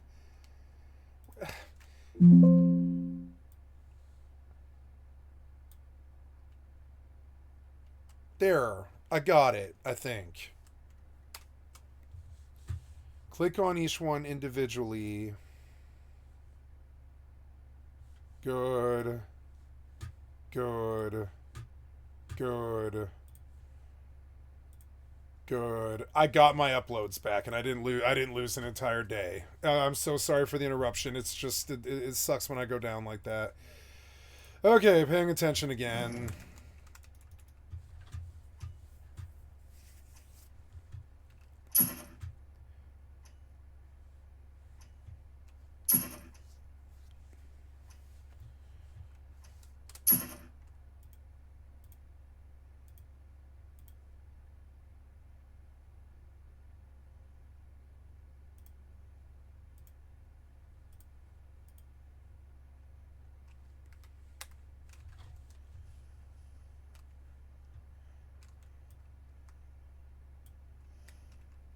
Wait, these are level 12. I need to go higher.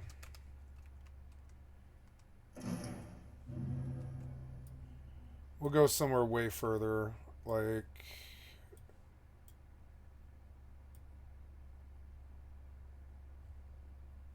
that place, Feng Pao, I guess. Yeah, we'll go to Feng Pao. That's fine.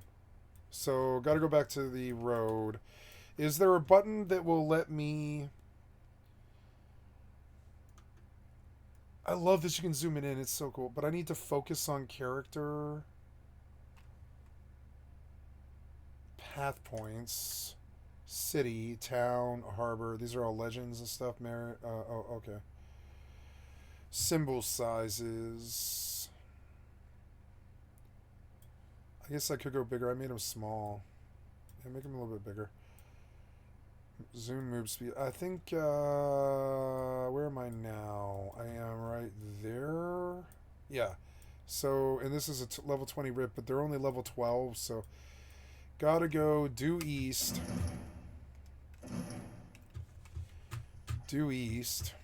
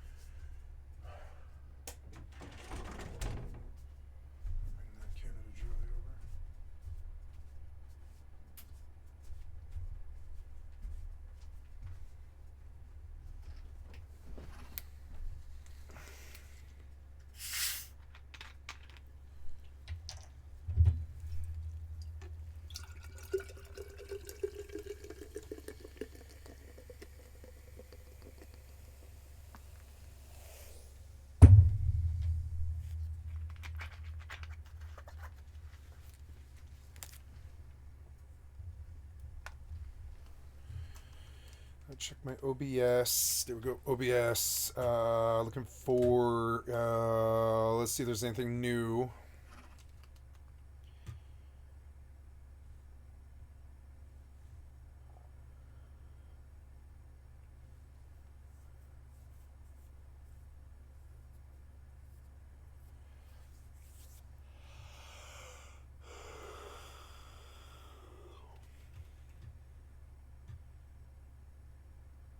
Everything in America is gambling now.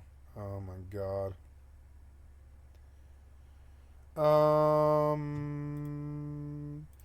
I want to go back. So did I lose my stuff here? No, wait, there we go. So, but these should be merged.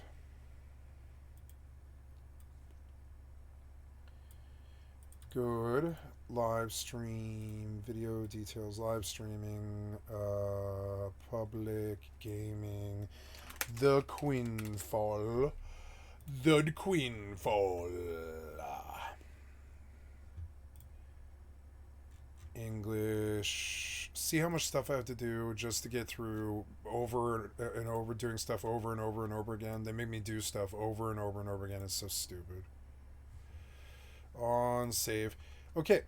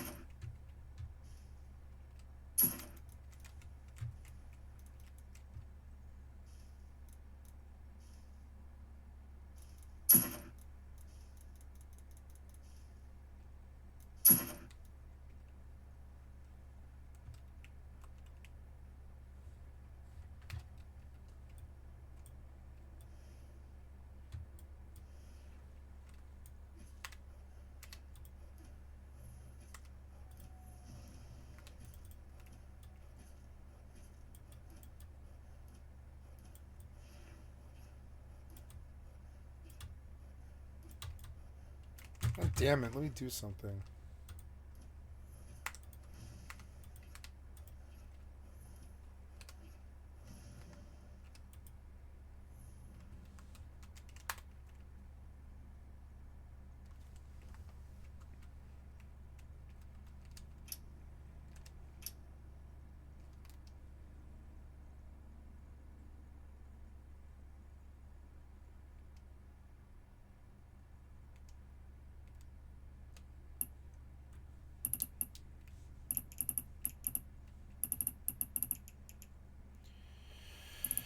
I need to buy hypercores.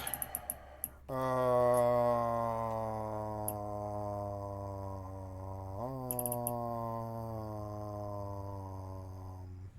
3041. No, 30. Yeah, 30. Well, yeah, 3041. 3041. And I wish for 1,000 of them. Ooh, is it cheaper right now? Doesn't seem like it. Maybe I want 2,000 of them. Yeah, we'll take 2,000 of them.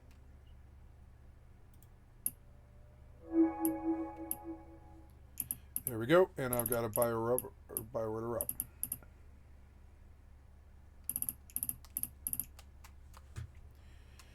Now we're going to mount.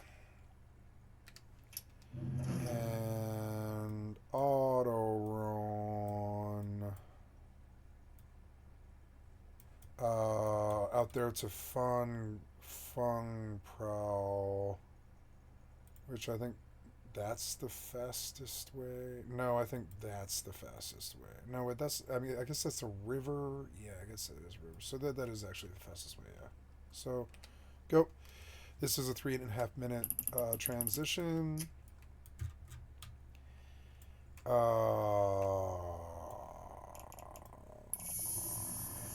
Oops, wrong one.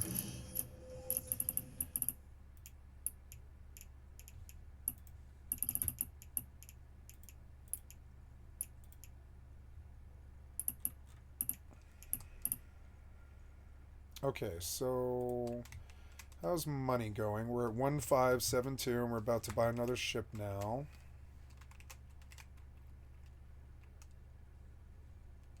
This game has its sound turned off, but I mean, I actually don't mind that. Space is silent anyways.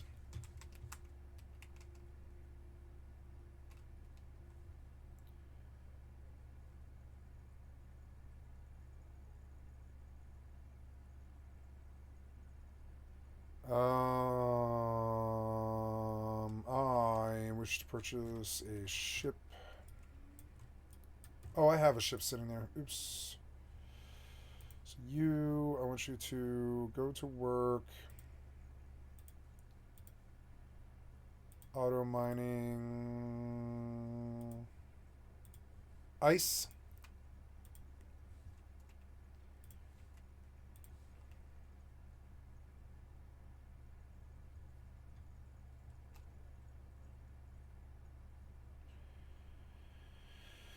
Good. And then buy me another ship.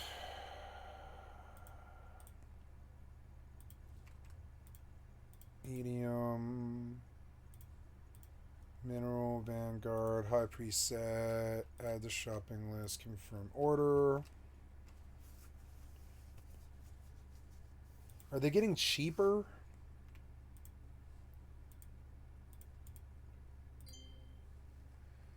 How much is that?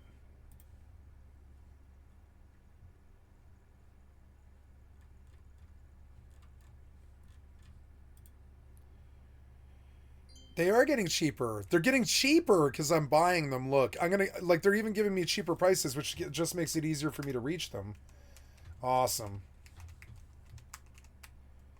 So I ordered another ship.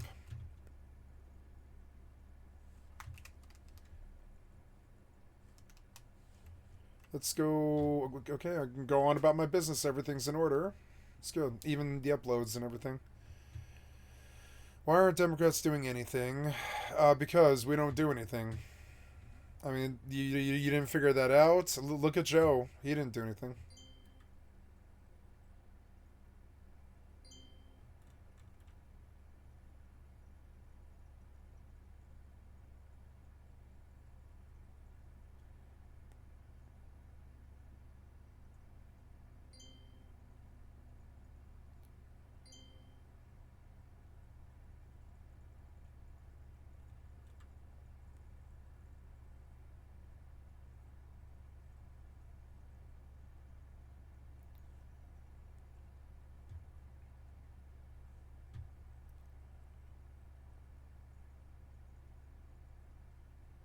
Elon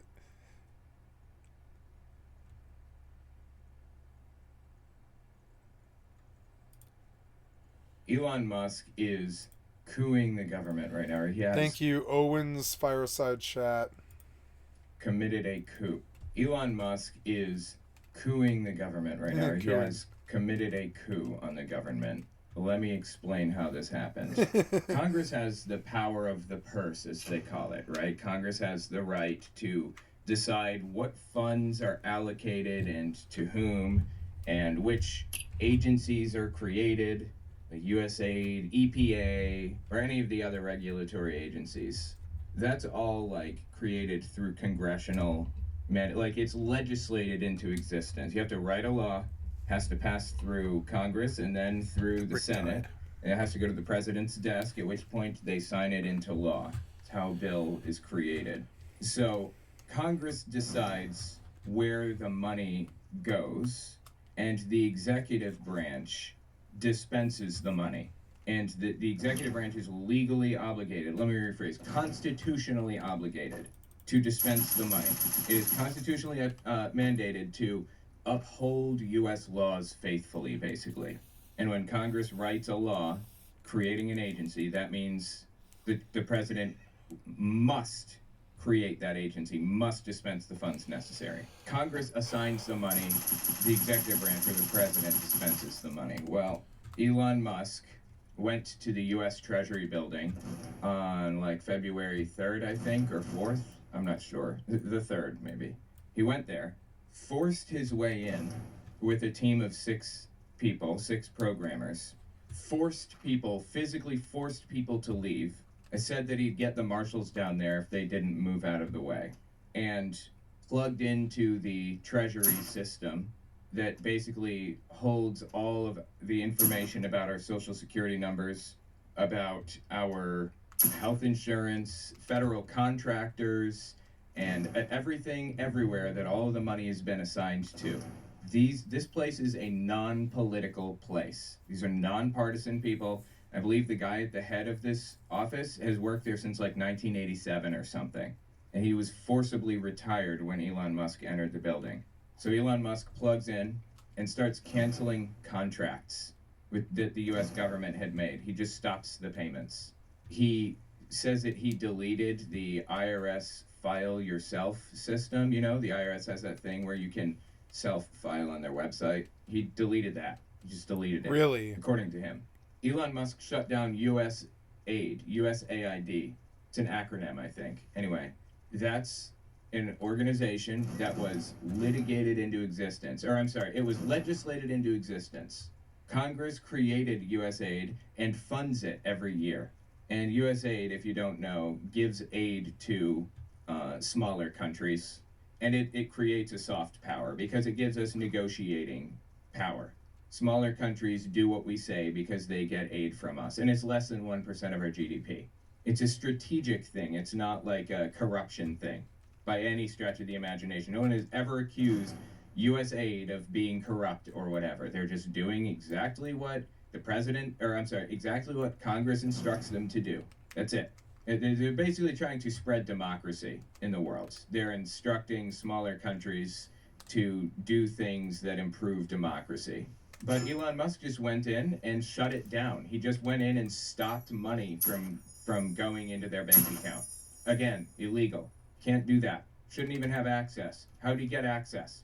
He physically forced his way in and got his own programmers on a system that has top secret security stuff on it. They don't have security clearance. Got them plugged in, and no one is doing anything. I just finished writing a book titled Was Hitler an Atheist? It talks about religions during the Third Reich and how they work together. Catholics, Jehovah's Witnesses, and Protestants. And I even address the lies told by the evangelical world about Bonhoeffer. It's on Audible and Amazon. Okay, let's continue.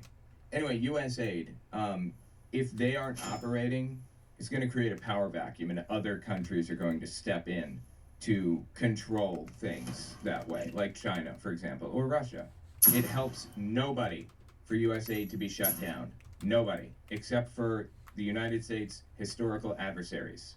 This is a constitutional crisis. He's not allowed to do that. Even if it was Trump, Trump's not allowed to do that. Congress controls who this money goes to. The president has a legal responsibility, a constitutional responsibility, to make sure it gets there. We are in a constitutional crisis right now.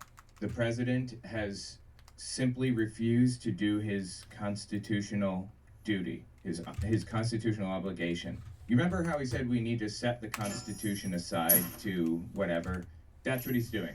He's doing the exact thing. People are underestimating how real this is. We are in a situation where our options have been closed off.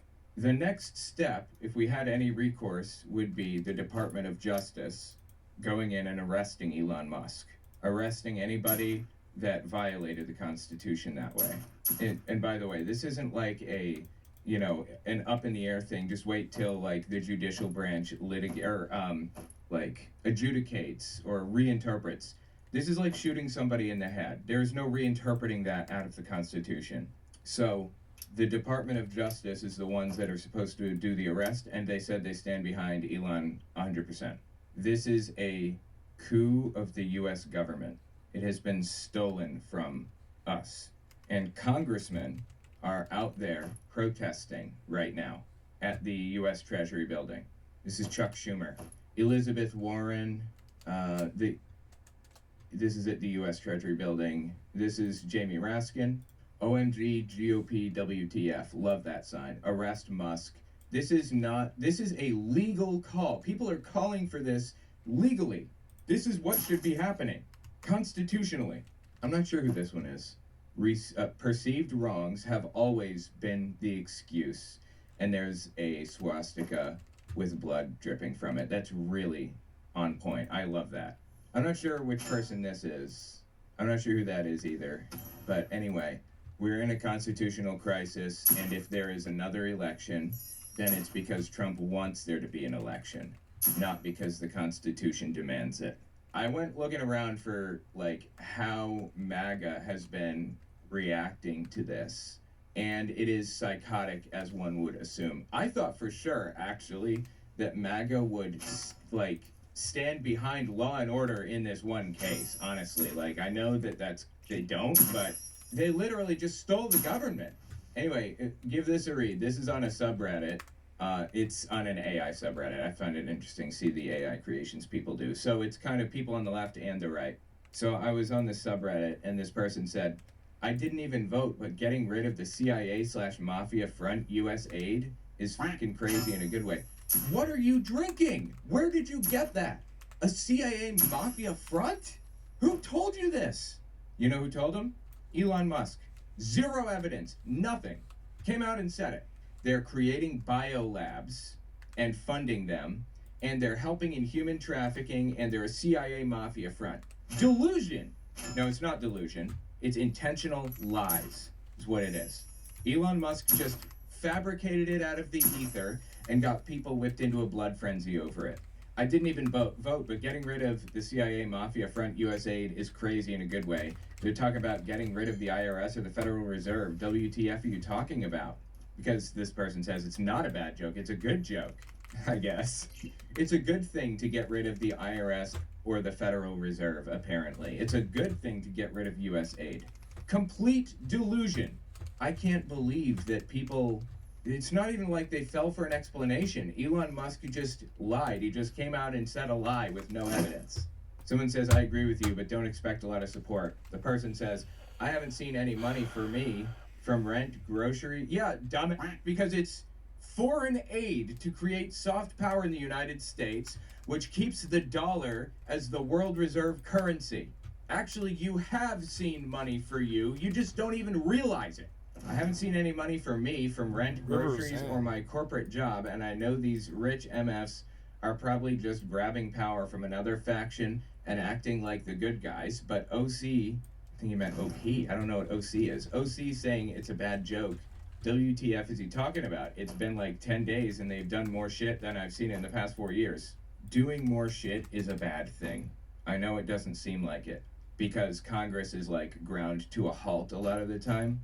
But democracy moves slow by its very nature. It moves slow.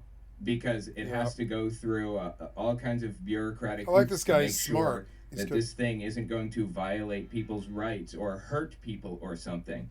Dictatorships do things really, really fast. And they get things done, but they hurt countless people in the process. Authoritarianism is what this guy is asking for. He wants an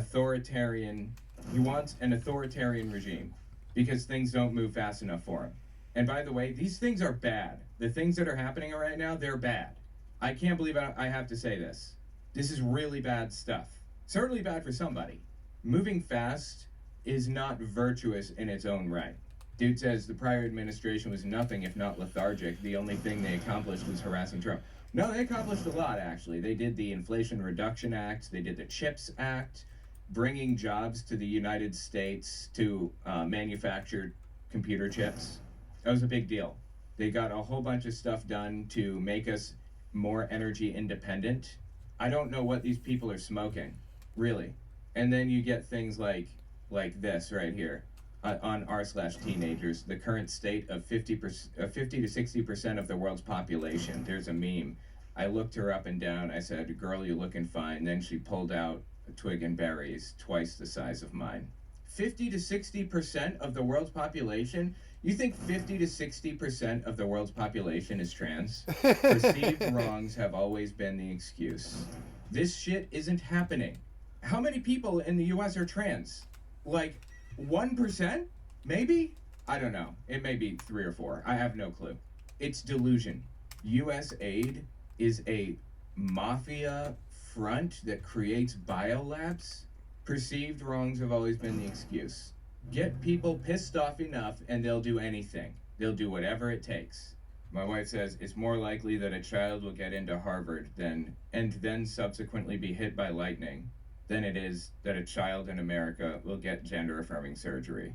I mean, that should kind of draw out how absolutely ridiculously rare this is.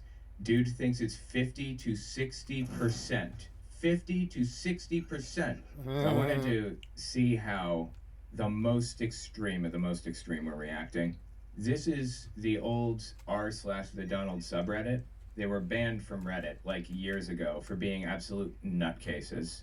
They moved to their own website, which is the Donalds.win. There was some kind of internal struggle with like the moderator or with the server administrator or something, so they switched to patriots.win. And that's where they sit today. And it's full-on delusion all the way down. So I want to see how they're reacting to this whole thing. Did you notice the mainstream media isn't reporting on the lawlessness of U.S. aid or Treasury? Again, it's irrelevant. What he's doing is unconstitutional. If you want to change things, you have to do it through Congress, for one thing. Yep. And for another thing, no, they're not.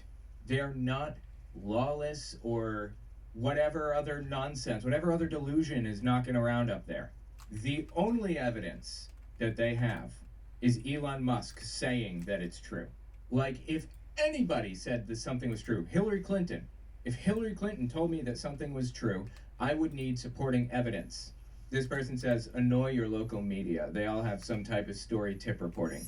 Report U.S. aid misuse of funds stories, each as an independent story. They are all corporate these days and won't do anything, but let's let them know we know. Get help, people. This is indistinguishable from mental illness now. Unfortunately, most local media have been bought up by the Soros family. That is literally the exact opposite of true. The Koch brothers have purchased most of the local news outlets, like WSAZ News Channel 3 or whatever. Most of that stuff's owned by Sinclair Media, which is owned by, I believe, the Koch brothers. It's owned by a far-right company and repeats the same scripts regularly. They all repeat the same scripts. I should probably prove that, right? Yeah, here you go, right here. Hi, I'm Fox San Antonio's Jessica Headley. And I'm Ryan Wolf. Our greatest responsibility is to serve our Treasure Valley communities, the El Paso, Las Cruces communities, Eastern Iowa communities, Mid-Michigan communities. We are extremely proud of the quality, balanced journalism that CBS 4 News produces. But we are concerned about trouble and treating irresponsible. One-sided news stories plaguing our country. Plaguing our country. The sharing of biased and false news has become all too common on social media. media. More alarming, some media outlets publish the same fake stories without checking facts first. The sharing of biased and False news has become all too common on social media. The point is that it was purchased by Sinclair.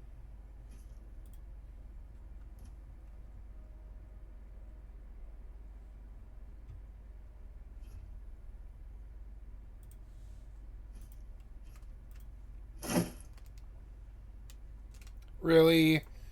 Come on.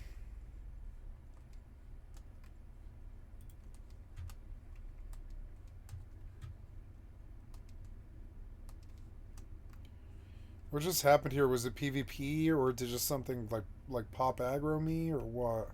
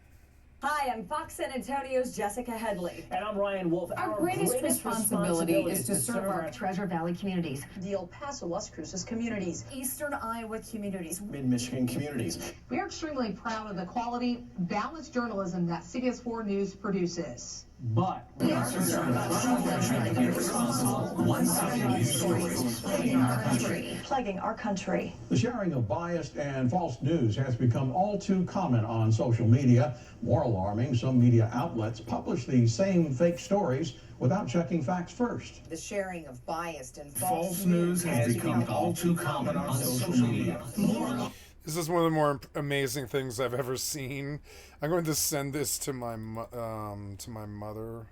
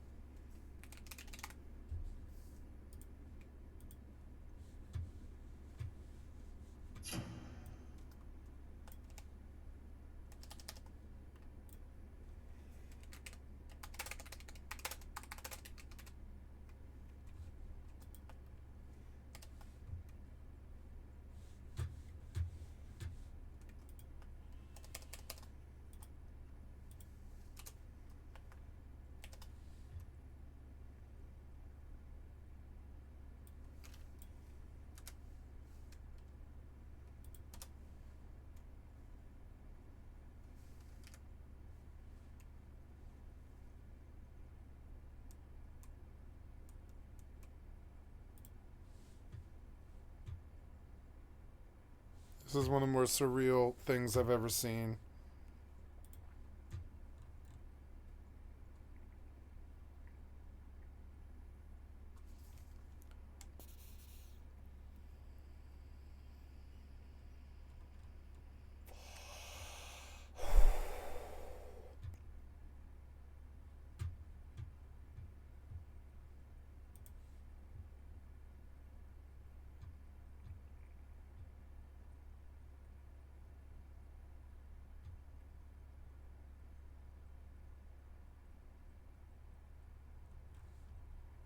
Sorry, there we go. Some media outlets without checking facts first. Unfortunately, some members of the media use their platforms to push their own personal bias and agenda to control exactly what people think. And this is extremely dangerous to our democracy. This is extremely dangerous to our democracy. This is extremely dangerous to our democracy. This is extremely dangerous to our democracy. This is extremely dangerous to our democracy. This is extremely dangerous to our democracy. This is extremely dangerous to our democracy. This is extremely dangerous to our democracy. It is. This is extremely dangerous to our democracy. This is extremely dangerous to our democracy. This is extremely dangerous to our democracy. This is extremely dangerous to our democracy. This is extremely dangerous to our democracy. This is extremely dangerous to our democracy. This is extremely dangerous to our democracy. This is one of the more amazing things I've ever seen. I'm gonna send this to my best friends. Where's my phone? I'm gonna send this to my best friend.